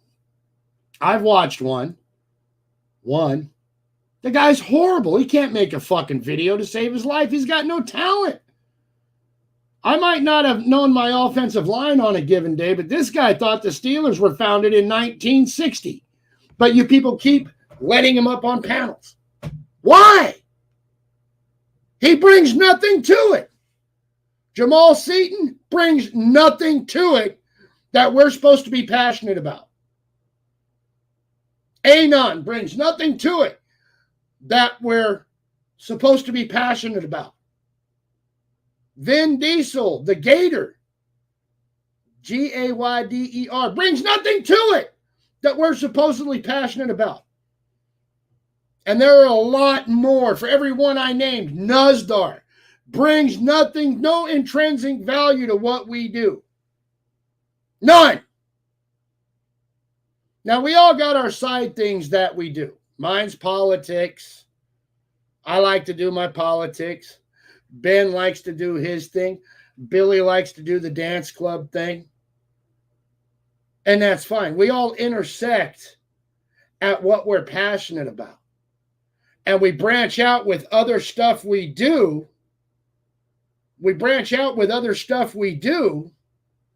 And that brings other people in. And if any of them like football, it's like, oh, wow, these guys are great. That's what branching out. That's where the benefit of branching out is. Do I think women should be banned? No.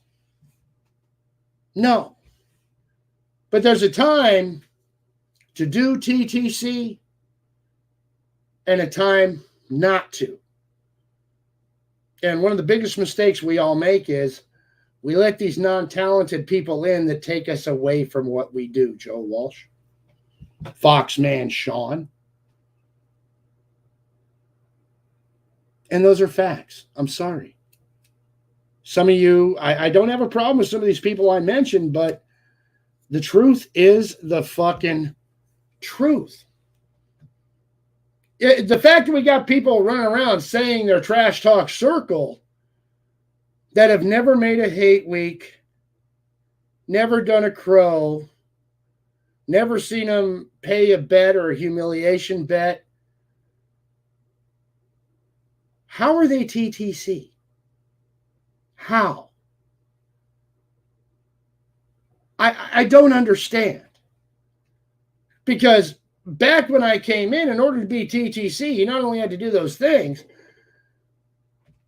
but you had to be kind of good at it. You had to be entertaining. Because if you're making shit like Ozzy Moses or Big Bear, and you're not entertaining, nobody's going to fucking watch. And nobody's going to know you exist. You'll be in J-Dub territory. And that's a fact. You know. Facts.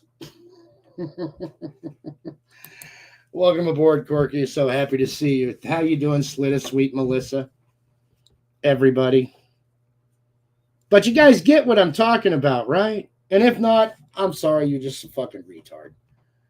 Why do we have Jordan Dog on our live streams? Why? Who wants to watch? Okay, guys, and listen to that all night. And yeah, I like you, Nookie, and thank you so much. Nah. How is that entertaining? How? What is that contributing to us? See, there are people that should have just stayed in the fucking stands. That should have just stayed in the fucking stands. You know. Hey, Mac, that's part of Uptown's charm. He don't give a fuck. He's never given a fuck, and he never fucking will. That's why part of the reason I love Uptown. My God, you're such an emotional little bitch. Okay, J-Dub. Untalented J-Dub. I was trying to be nice to you. So yeah, I probably was lying. Ask anybody in the stands. Yeah, there you go, Slitter. You got an answer to that. Good shot, Augusta. Ask anybody in the stands. Anybody in the chat. J-Dub. I'm going to ask him for you. Do any of you remember any content produced by J-Dub that's memorable? Because I'll tell you what, Slitta might be a wonderful car wreck, but Slitta's provided some memories. That's the difference between a good one and one that ain't no fucking good at all. There's something seared in your mind that they did that you can't forget. Mac Main has done shit on here. I can't forget. The Renegade 412 done shit on here. I can't forget. D-Town, shit I can't forget. You want me to keep going? Sense, shit I can't forget. Billy, shit I can't forget. Welcome to the stream, Mr. President. What up, A-Bomb? Thank you for having me today. Got to put on my earphones, man. Duke Bothers has done things I can't forget. Still in the process of doing those things. Ladies and gentlemen, I present to you President Duke Bothers, a.k.a. that guy. Still waiting for Jamal Seaton's prostation and apology to you. I feel that's going to be a very long wait, A-Bomb, but I'm here for the ride. Right. So you've been listening in, and you know, man, I want to just take myself out of the convo for a second. I just want to take myself out, and I just want to hear what you got to say about it. Okay. All right. Can I do that? Absolutely. All right, ladies and gentlemen, the great Duke Bothers. What's going on, everybody? Welcome to the A-Bomb Show. I am, of course, the president, the great Duke Bothers, and I don't even have my camera correct. Hold on, let me get that fixed here. We got to get behind the Oval Office for this one. Get behind the desk. There we go. Now we're in good shape. Okay, where were we? Oh yeah. So I'm just gonna kind of piggyback off what I just heard A-Bomb saying, kind of when I understand what he was saying. I've been here for 16 years. You guys know. I tell you all the time. I'm not the only one that's been here that long, but what I remember making this so great, making this when it was growing, when the good ones were joining, the reason why it was happening is because we were entertaining. Like, we were entertaining as hell back then. So people came on because they saw JWAD making videos. You know, they saw the guys that like Halen and all them that meet those people that were just entertaining, just naturally. And we had a lot of talented individuals in the circle back then. And so much so that now I can name at least 3 of them who are now working professionally for networks doing what we do on here, because they're just so talented. And there are plenty of other people. As soon as I start talking Slitta leaves, of course. That's about right, Slitta. Cheers, man. We still have people now that are talented enough to be doing something bigger than this. And I would like to think I'm one of those people, but we love this. That's why we're here. And now what A-Bomb is saying is that you get some talentless individuals who bring nothing to the table, no content, no hate weeks, no videos. And even if they did, nobody would watch them because there's no talent there. So in order for this to really work, we need that influx of talent. We need people that know what they're doing when they make videos, when they eat crow, and they do it right. You know, they don't just half-ass it, throwing shots. And there was also kind of an unwritten rule book, so to speak, on, the things that happen today. Hi, Mini Duke. They would not have flied back then, especially like the doxing. And, of course, there wasn't any platform to porn bomb. Nobody would have done that anyway. I mean, we had Stickam. That was the first thing that we had live, and nobody did anything like that. I mean, it was just a bunch of guys hanging out and girls. So, I don't know. I feel like there's not enough talent to sustain this unless more talent comes in. Like I said, there are some very good, talented individuals, but unfortunately in 2022, it seems to me like the talentless scrubs, the nobodies, have kind of come in like a zombie apocalypse and rotted out the brains of all of the good creators. You know what I mean? Because we're used to it now. What? Okay, put them in the box. I feel like they've gnawed away at our brain cells over the past couple of years, and now we're immune to it, we're numb to it, and we just go along with it. And maybe that's on us, but eventually the talent has to show up again. You know what I mean? That's what's going to make it great. And Mini Duke's going to sit up here and agree with me, right? Mini Duke, come on, get up here. Now sit down. There you go. Now you tell them, first of all, what do you want to say to the people? Go Cowboys. That's a good way to start, man. Go Cowboys. Yeah. Talk about talent, right? This is what I've always envisioned, okay? This is the reason why I accepted a presidency to begin with, because I love this. This has been almost half of my lifetime on here. That's a long time.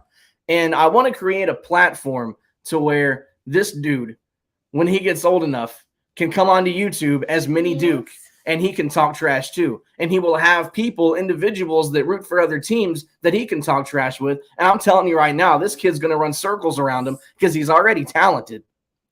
But I want him to have a place where he can go to do what I've done because I love this. I have a passion for this. And I like to think I'm a little bit talented. Now, Raider Ben, obviously, very talented. Uncle A-Bomb, Smackman, don't even have to tell you guys who the talented people are because you watch their streams. You know who the talented people are. But yes, the zombies are out. Now, me, myself, if you ever come into Monday Night Mayhem stream, you're going to find the talent, okay? You're not going to find the zombies because I put a lock on my front door and I don't let them in.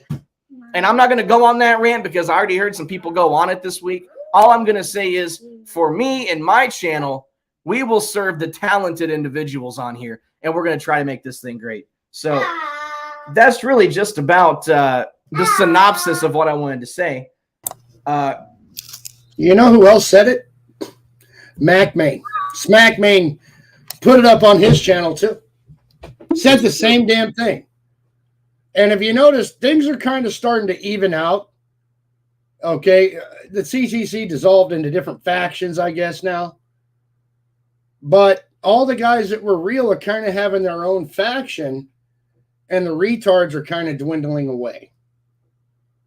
Because we're these non-talented zombies, God, zombie apocalypse. I've never heard it described so fucking good. Zombie apocalypse destroyed the TTC. Untalented fucking zombies got obsessed with our personalities, fucking stalk us, fucking pollute our live streams where we're having fun, won't shut up, stream killers. I mean, yeah, I don't know who come up with stream killer, but it was great. You know, stream killer. I mean, I'm sorry, but Jordan Dog, you ain't good. I don't want you in my streams. I just don't. It's not because I don't like you. I do. But you got your own fucking lane. Stay in it. Stay in the fucking stands. Then there are people that don't even belong in the stands. Anon, Real Fag, those types of guys. You know, I mean, Jamal Seaton would have never got run, any kind of run on his Hate Week videos alone. He would have just been a kick toy. You know, and then we throw A Camel Toes in there too. A Camel Toes gets on here and tells everybody what a fucking legend he is. Yeah, okay. I mean, you are the most known for cutting your leg. You're most known for crying online, talking about my wife, you know, lying about me and other people that hurt your feelings, and putting all your fucking personal shit out online. That's what you're known for. You're not really known for football content. You're not. And then you got exposed for your Omegle shit. Pedo of the fucking offseason. That was a great award, Duke. Great award. And the fucked up thing is Camel did have a niche.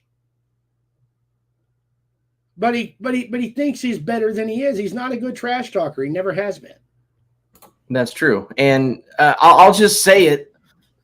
If you're going to be a legend on here, you're not the one that gives yourself that title. No. I mean, we recognize who the legends are, and you'll notice every time that term is used, every time someone says legend, you typically get the same kind of names because that's who legends are. You can't just come into here and just proclaim yourself to be a legend and be one. That's why I've never said I was one. You know, I mean, there are plenty of people that never say they're legends, but the community recognizes who those people are. The good ones don't have to. Right. The good ones don't have to. You know, the real good ones don't. The real good ones entertain you. You know, what's the highest compliment you can get from Simus? I'm saying your name. The highest compliment you can get from Simus is when he types, "I am entertained," in your comments section. That's a compliment. You know, Ben, you don't have to claim to be a legend. You are, just by what you're doing right now. I second that. Is legendary. How you're building your channel, your fan base audience, an audience based in your fan base. And I'm just happy you're letting me come along for the ride. I'm happy I can contribute to Black Saturday as the designated Raider hater. As far as I'm concerned, that's like the greatest thing I've ever done in the trash talk circle is to hate the fucking Raiders so fucking much. Raider fans are actually entertained by it.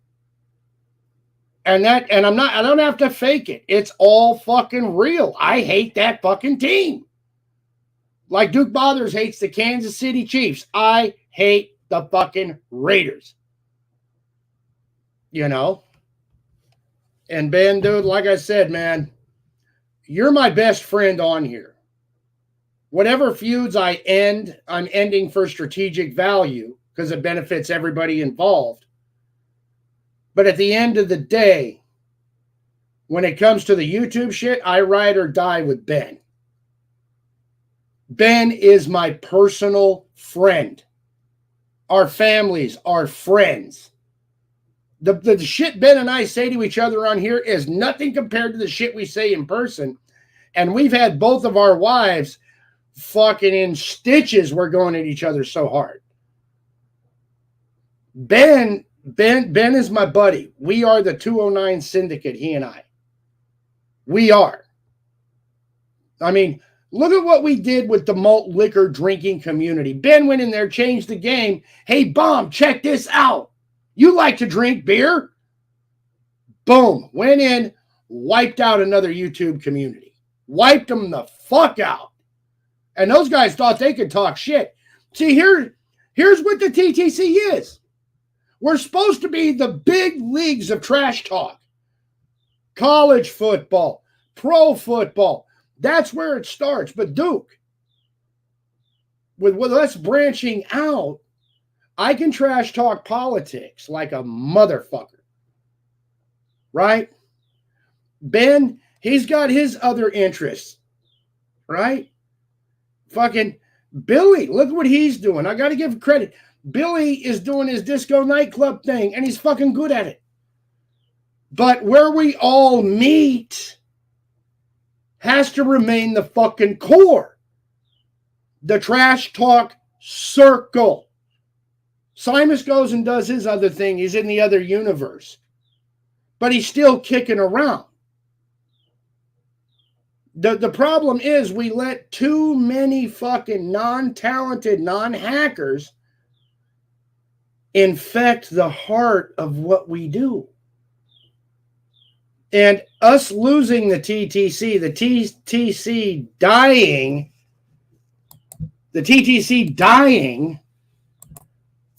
is fucking tragic. It's tragic. It's absolutely tragic. And I mean, we're losing more than we can ever know by the TTC dying with the zombie apocalypse. That's the most perfect fucking description of what has happened to the TTC. And zombie number one, I'm sorry, it was Jamal Seaton. Zombie number fucking one. Jamal Seaton. And then the infection just kept growing and growing and growing. Okay, how many panels have you gone on that used to be TTC panels? And you look on there and they're all screaming the letters. They're fucking putting the. But even though they scream the letter, yeah, yeah, and they don't have anything to do with what we do. Joe Walsh, oh, I'm TTC, I'm Rookie of the Year. Hey, Mom! Guy's entertaining and fun, but he's not TTC. Never has been, never can be, never will be. I mean, how many panels? All these guys are up there screaming TTC. Never done a hate week. Never done honorable crow. And one thing, too, that I think really kind of screwed the TTC over was, okay, so in sports, let's say you walk into the Pro Bowl, okay, and you have all of these amazing, great players, right, that are amazing at their craft. They're the best at what they do. They can't be stopped. If you walk into, like, one of those two locker rooms and just sat down with somebody and said, tell me the history of this game. Tell me the history of your team that you're on. Tell me the history of what you've done. They could sit there and tell you things that you and I don't even know. Right. And we know everything. Yeah. These guys like coming in claiming to be Rookie of the Year, not even knowing where that came from, who started it. Not knowing where it came from. They don't know what the TTC is. I'm sorry, but I was the very last legitimately crowned Rookie of the Year. It's true. I was the last one. I mean, Bad Dog was the last crowned MVT. Because we haven't done awards. Hopefully we do this year. With StreamYard, will give us the opportunity to actually do a real good job if we wanted to. You know, but you're right. You're right. And I love what we do. I built so many great friendships on it. It's helped get me through so many bad times in life. It's helped me rebuild my life. The Trash Talk Circle means a hell of a lot to me. And the fact that it's dead or dying or however you want to put it is fucking tragic. We're losing an art form. We're losing our part of our identities. We're losing part of our souls because we're letting these interlopers in without talent. We're letting anybody say they're TTC. That's why everybody's saying, hey, I'm not TTC anymore. Because they don't want to be associated with guys that you know, couldn't make their high school practice squad running on the field pretending to be in the NFL. That's what it is. And look at the guys we got breaking out of the TTC. Uncle Lou. Simus. He's broke out. No matter how many subs that guy has, he will always be a headhunter on here, right? But Uncle Lou, Bad Dog, Big Vol Daddy, people think the TTC is just the NFL. No. There's a whole college side, Augusta Gator, right? Everybody remember Gator Boo? That guy was in his 70s doing TTC content. You know, I don't mind somebody else going and exploring a different avenue like Billy Badass has been doing. I don't mind. Billy Badass and I started feuding because he asked me to take sides when he and Ben were going at it way back. And I didn't want to take sides, but he kind of forced me into it. That's something he's got to learn not to ask guys to do. You know, and if you're going to ask me to take a side, I'm going to take Benther's side. Period. Don't ask me to take a side. Don't want to. But if I'm forced into it, I got to go into it with Benther. Benther is one of my best buddies. He's like the best buddy I've ever made doing this, and we fucking forged our friendship through fire the fire of pure hatred, like you and I have. The fire of hatred. I mean, where else have you heard hate, beautiful hate? You know what I mean? And these people, these interlopers, they don't understand the terms we use.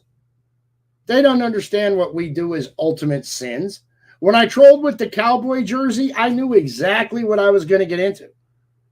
Because that's an ultimate sin. And motherfuckers had never let me forget it, right? Well, I didn't want them to.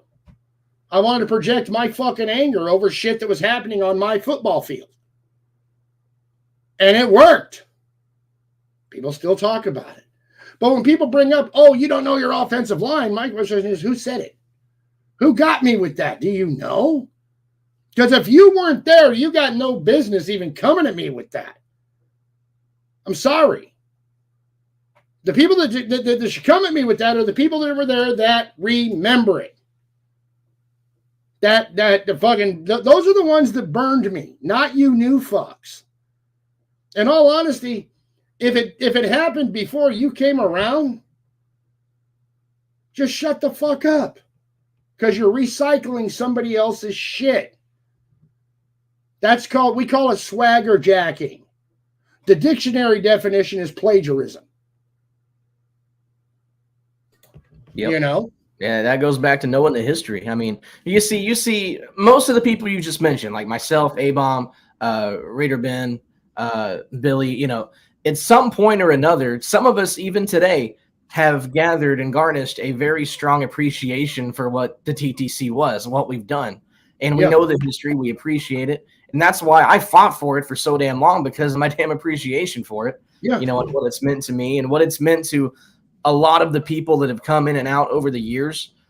This has done a lot for a lot of people that none of the new people know about. But the TTC did a lot of amazing things back in the day and still continue to do some. But we changed lives, man, like for the good in this community. As weird as that sounds. My life for the better. I mean, look where I started. You remember, here, let me bring it up.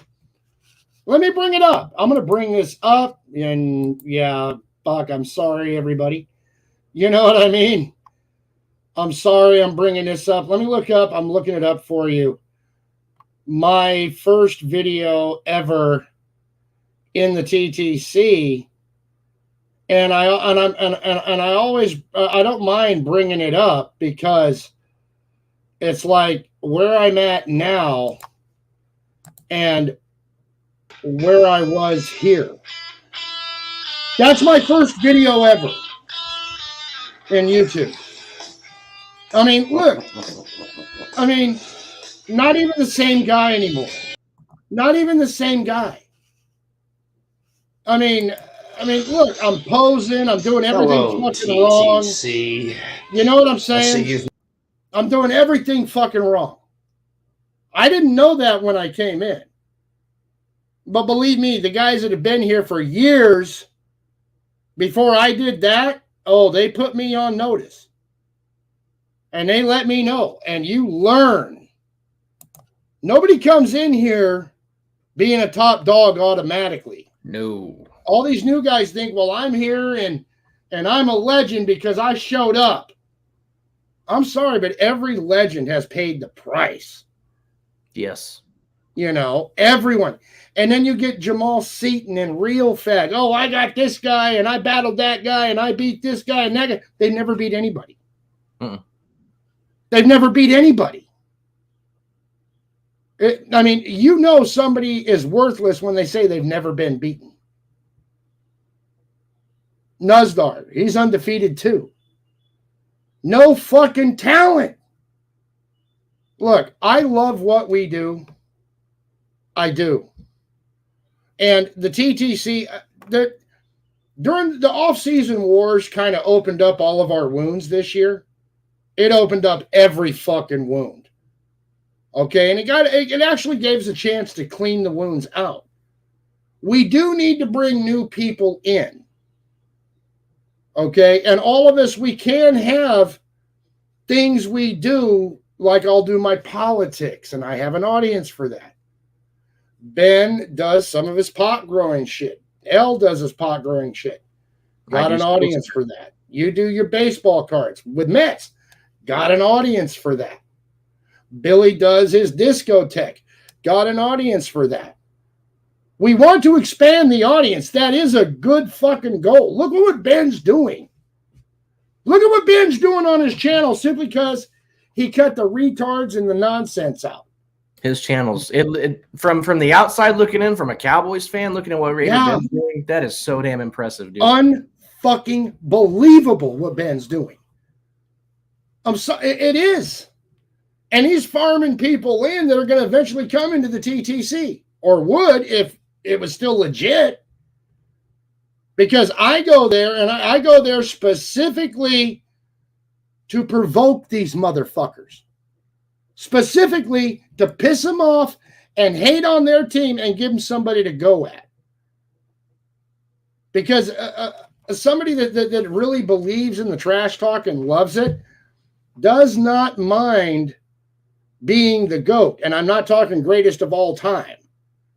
I'm talking being the GOAT. I'm talking being the bag man. You know, I don't mind doing that. And the fucked up thing is there's so much talent here that could go so fucking far and so beyond YouTube. I mean, we should be doing a comedy tour. We make so many people laugh. I bet if we went to a town with a team and you get guys that rep that team going and get a bunch of assholes that hate that team there. Oh, we could fill a theater. Easily. I mean, when I was back in Sandpoint and I was doing my little night shift gig, I had that whole plant following me. They're still watching. I remember that. Because we're fun. You know, I mean, I don't just try to get people to watch, you know, here on YouTube or on Twitter or on Facebook. I got people that have watched me in real life do this shit and cut up in real life with me. And that's another thing, people. You cannot learn how to trash talk on YouTube. Facts. You cannot learn how to trash talk on the internet. Because all the ones that have only trash talk on the internet are very easy to spot. Trash talking is something you got to fall in love with in real life. It's something you got to learn how to do looking at another guy on the other side of that line with bad intentions for you. And you still do it anyway, whether he's going to run you over or not. That's how you know who the devoted ones are. Because we're the guys who will get the shit knocked out of us, laying on the ground, we'll spit a tooth in your face and keep going. You'd have to kill us to stop us. I made one hell of a friendship that way with my buddy Gio. I was fucking with him because all of us guys that played sports did the summer school. So we could devote more time to whatever team we were playing on, you know, get a class out of the way. And I fucked with this guy. After 3 weeks, he finally caught me, knocked the shit out of me. I literally spit my tooth in his face. He goes, "You got anything to say?" Because I was calling him a dago and making fun of him because he's Italian. I spit my tooth in his face and I said, "Fuck you, Wop." After that, he dusted me off and drugged me to the fucking nurse's office. We've been fucking friends ever since. That's the level. That's the level you have to be dedicated to with your trash talk in order to succeed. And Duke has been there. Bad Dog's been there. I know Simons has been there. Ben's been there. Billy's been there. L's been there. You know the guys that did this shit in person. And then you know the fuckers like Nutdar that have never trash talked anybody in the flesh in their lives. If he tried that, he wouldn't even be here right now. No. If he did the shit he does online in real life, he'd be locked up in a jail cell right now. Oh, no, he'd be in a fucking grave or in the morgue or in the ICU. You know, I mean, That's who we are. We were the class clowns. And we were the ones that were willing to die for the giggle, to die for the laughter, because it meant that much to us. And it still means that much to me. Well, I'll tell you what fueled me. What I started was middle school, high school in Missouri. People always ask, Duke Fathers, why do you hate the Chiefs so much? Well, here's just one reason out of a billion. I went to high school in Missouri, full of Chiefs fans who were bandwagoners, you know, and this was right before the greatest show on turf. So I was the only Cowboy fan walking around the hallways with these motherfuckers, right? So here I am, already growing a backbone when it came to football trash talk, backing up my team. That's just what I did on a daily basis, and I was good at it. And that's when my hatred really started for Kansas City, and it's grown ever since. You know what that sounds a lot like? Sounds like a lot like my experience with the Raiders. Pretty much. You know, what happened was I graduated, and then I found YouTube. And like A-Bomb was saying, I was the kid, the 19-year-old kid with a Bob Barker microphone that had no freaking clue what he was doing. Video editing saved my life back then. Like video editing back in 2006 saved my life. A lot different than it is now. Oh, way different. And it's just grown. It's blossomed ever since. So, you know, that's my story. Yeah. But, you know, to your point, that is where my appreciation for this began. It didn't start on YouTube. It started way back walking up and down those hallways in Missouri. And, you know, here I am now. And, you know, until the day that I die, it's going to be a part of me. Doesn't matter where it is. Yeah, because understand one thing these non-talented motherfuckers don't get is the great ones, none of us picked our teams. Our teams picked us. True. Okay. There was something about the Raiders, that Raider Ben, that was just him.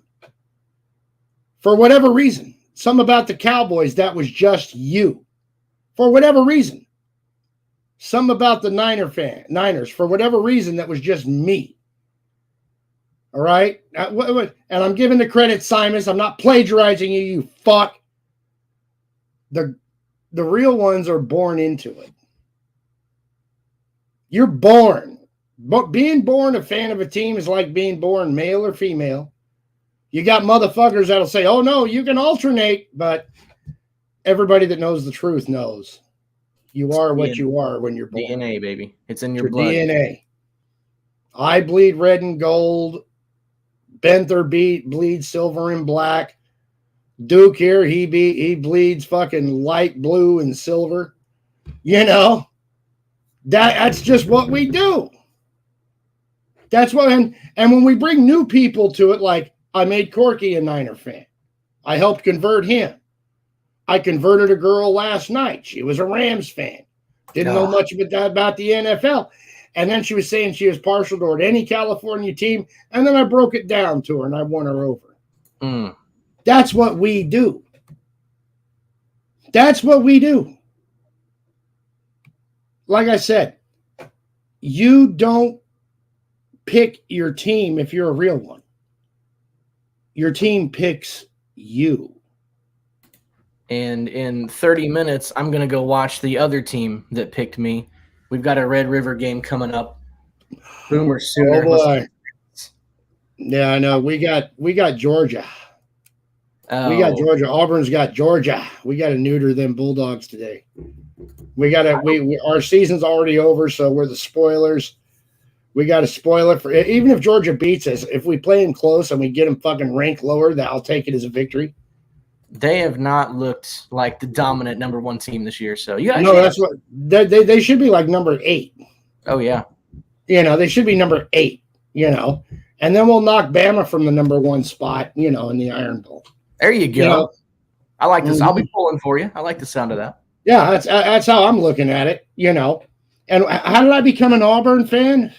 The team picked me. The team picked me. I was going down to Florida right after high school to meet my dad's family. Driving in a Suzuki Samurai all the way down I-10. Stopped off in Alabama. Auburn, Alabama. And his girlfriend was a cheerleader for him, and she took us to Fan Day. It just happened to be on Fan Day when we got there. And I didn't know much about SEC football, but I met those guys, and we had a great time. And then I ended up staying there for a fucking week and just partying my ass off because we had fun. And that's why I'm an Auburn fan right there. And then when I got to Pensacola to see my dad's family, well, they're all Alabama fans. And I was there with a brand new Auburn hat, and they started in on me. And then my dad's family found out they couldn't talk shit as good as I could because I'm from Cali. Fuck you. You know what I mean? No. No. You hung around too many white kids growing up. Sorry. You're going to get it. You know? Yeah. That's why I am an Auburn fan. Right there. When you get to meet the team on Fan Day and they invite you to their frat house, you're going to become a fan. Like when the owner says, hey, come watch the game with me in my owner's box. For the second You're going to probably be a fan. And by the way, everybody, Great Duke Bothers, I named him the Great Duke Bothers. Yes, nobody drops names on shit better than I do. Nobody. Right? And Duke Bothers' new name, that guy. That guy. And JP, you fucking pretender. You fraud. I'm still waiting for you to apologize to President Duke Bothers because he is that guy. And anytime you'd like to step into my office and do so, you're more than welcome. I'll make sure my Secret Service lets you in. Just have a seat. Hey, Jamal, make sure you leave your butt plug at the door, bro. Duke those are not allowed. Shit in his office. Yeah, not allowed. You know, we don't play that around here. Got nothing against gay people, but we don't want that shit around here. Don't need it. Don't want it. You know, but yeah, man, that's I hope I've kind of made the case for why the TTC was special. You know, and yes, J-Dub, I know it was 78. The fact that you're so desperate and you got to go Google shit, understand it. I was 4, 5, 6, 7, 8, 9 going to Niner games, and I'm 50 now. Memory's going to fade over time. Yeah. But I was there. I can't tell you when my first Cowboys game was. I don't know. Maybe my next Niner jersey will be an O.J. Simpson. Ooh. I mean, I went to so many Cowboys games as a kid. Holy shit, that would be perfect to wear to that Raider game, huh? That would be fucking perfect. Get an O.J. Simpson jersey?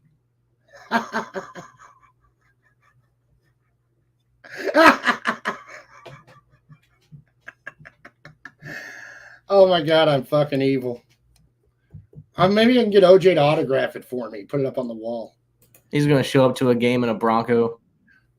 Fuck yeah, man. Just catch me in the white Bronco partying with OJ, fucking drinking a beer, talking about carving that white meat. Fuck yeah. Woo! Anyways, all right, man. I got to get to doing what I got to do. So, Duke, you know the rules, Mr. President. Let's go ahead and give your outro, and then I'm not going to kick you out. I'll just come on with you and do mine, but I'm going to make you solo. Here you go. Sounds good. Mine's going to be very short and very sweet. You can't really – I think you did a great job of talking about why the TTC has been so valuable to us, but the best way for you to understand what A-Bomb is saying is just be there for the ride. And those of us that have been here for the ride know. So with that being said, how I became a Sooner fan, it's very simple. It's in our fight song, Boomer Sooner. It says, I'm a Sooner born and a Sooner bred, and when I die, I'll be a Sooner dead. And damn it, the Sooners are not dying today. Not on my watch. Boomer Sooner, baby! Texas sucks. There's your horns down for everybody asking. I'm ready for some college football. Good luck, Elle and Melissa, on the games today. Let's get this W, baby. Boomer Sooner. Let's go. Not bad. Not bad. Well, hey, I'm an Auburn fan. Fuck Alabama. Hope they lose. Hope we beat Georgia. Fuck Georgia. Fuck Uncle Lou. Fuck TikTok Chess Hall. You know. I got 2 for Lou right here. Yeah, fuck yeah. Especially what he did to BVD. You never shit on the people that brought you there. And if it wasn't for BVD, nobody'd know who Uncle Lou is. Facts. But anyways, look, guys, I've made a lot of great friendships on here. And to be honest with you, the TTC, whether it's live streams or whatever, has just got so diluted it doesn't exist anymore. It's too diluted. People can be into other shit. Ben can be into his shit. Duke can be into his shit. Mac is into the religious shit. I'm into the political shit. Right? Billy's into his discotheque shit. Fine. But the core of it, the core, is where we all meet. Our other projects and other things we do are great. Maybe they're part of our passion, but if you want to bring more people, more viewers to what we do, there's nothing wrong with bringing people in from the outside, but the core has to be maintained. And the Retard League has to be kept the fuck out. No more Yinzes. No more Nutdars. No more Anons. Right? No more chicks just looking for fucking drama, trying to stir a fucking pot. Wanting attention. See, that was Ben's biggest problem with the women.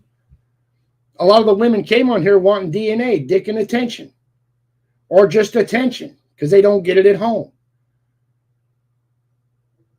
We want to fucking make the other guy fucking hate us because he don't like our football team. My motivation here isn't attention. At the end of the day, my motivation is getting to watch some motherfucker got a crow to me and see the pain in his face. That's the payoff. That's the payoff.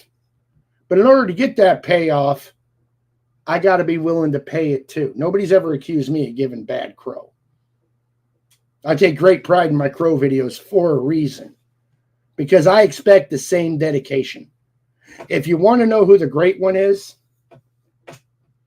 who great ones are, the truly great ones, look at their crow videos. Because no video shows how good a guy is or how dedicated a guy is like a crow video.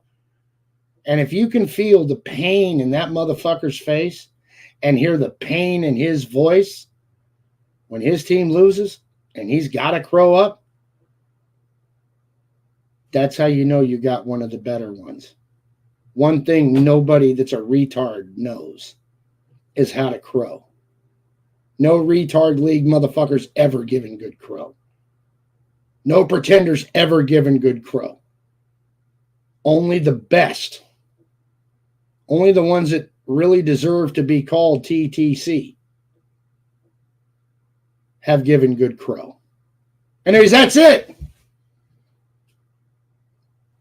Duke, thank you so much for coming through for me. I want to thank everybody for watching.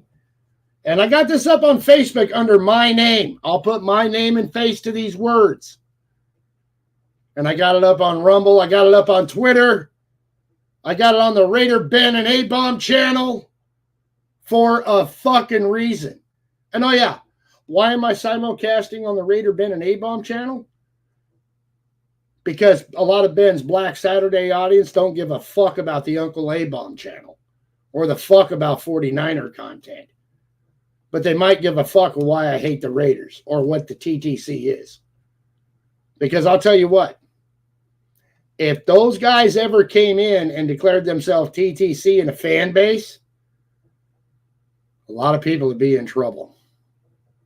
A lot of people would be in trouble. That's how good Ben's product is. Wish I could put one together half as good. Mr. President, that guy, everyone else, damn. Damn. We are out. Goodbye, everybody. We'll see you next time.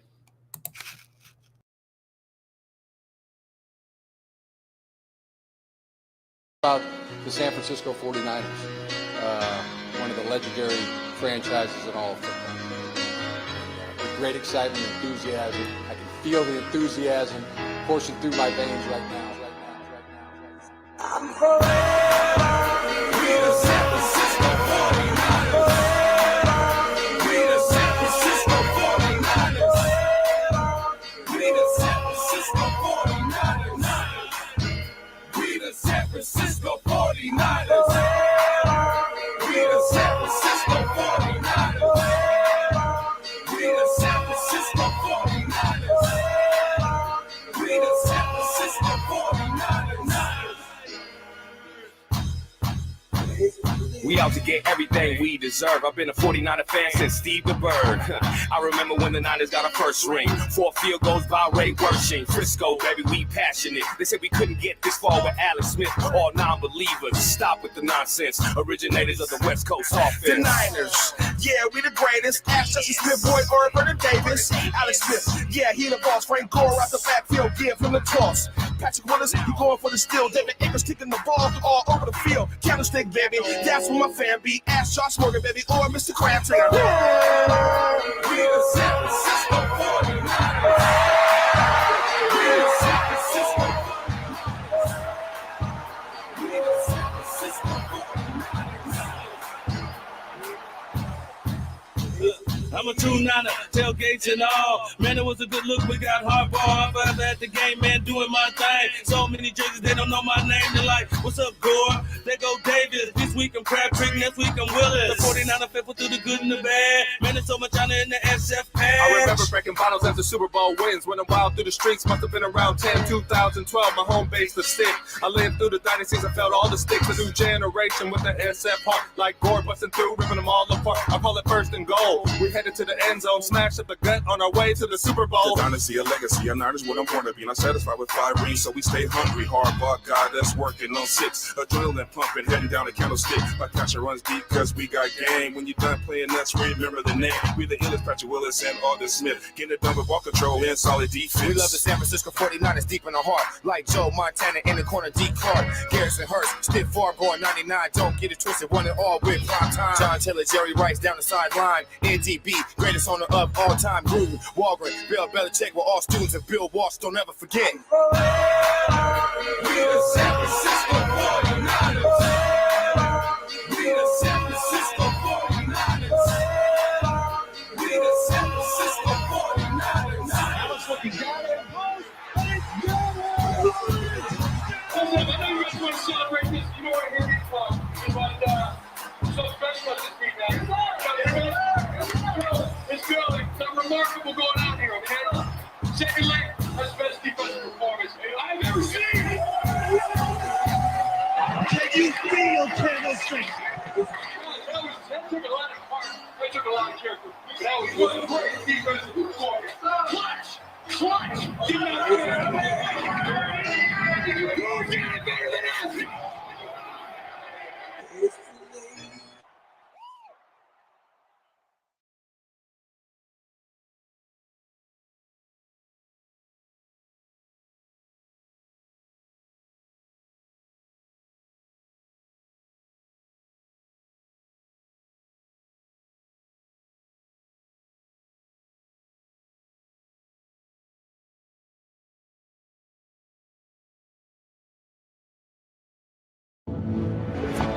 Watch college football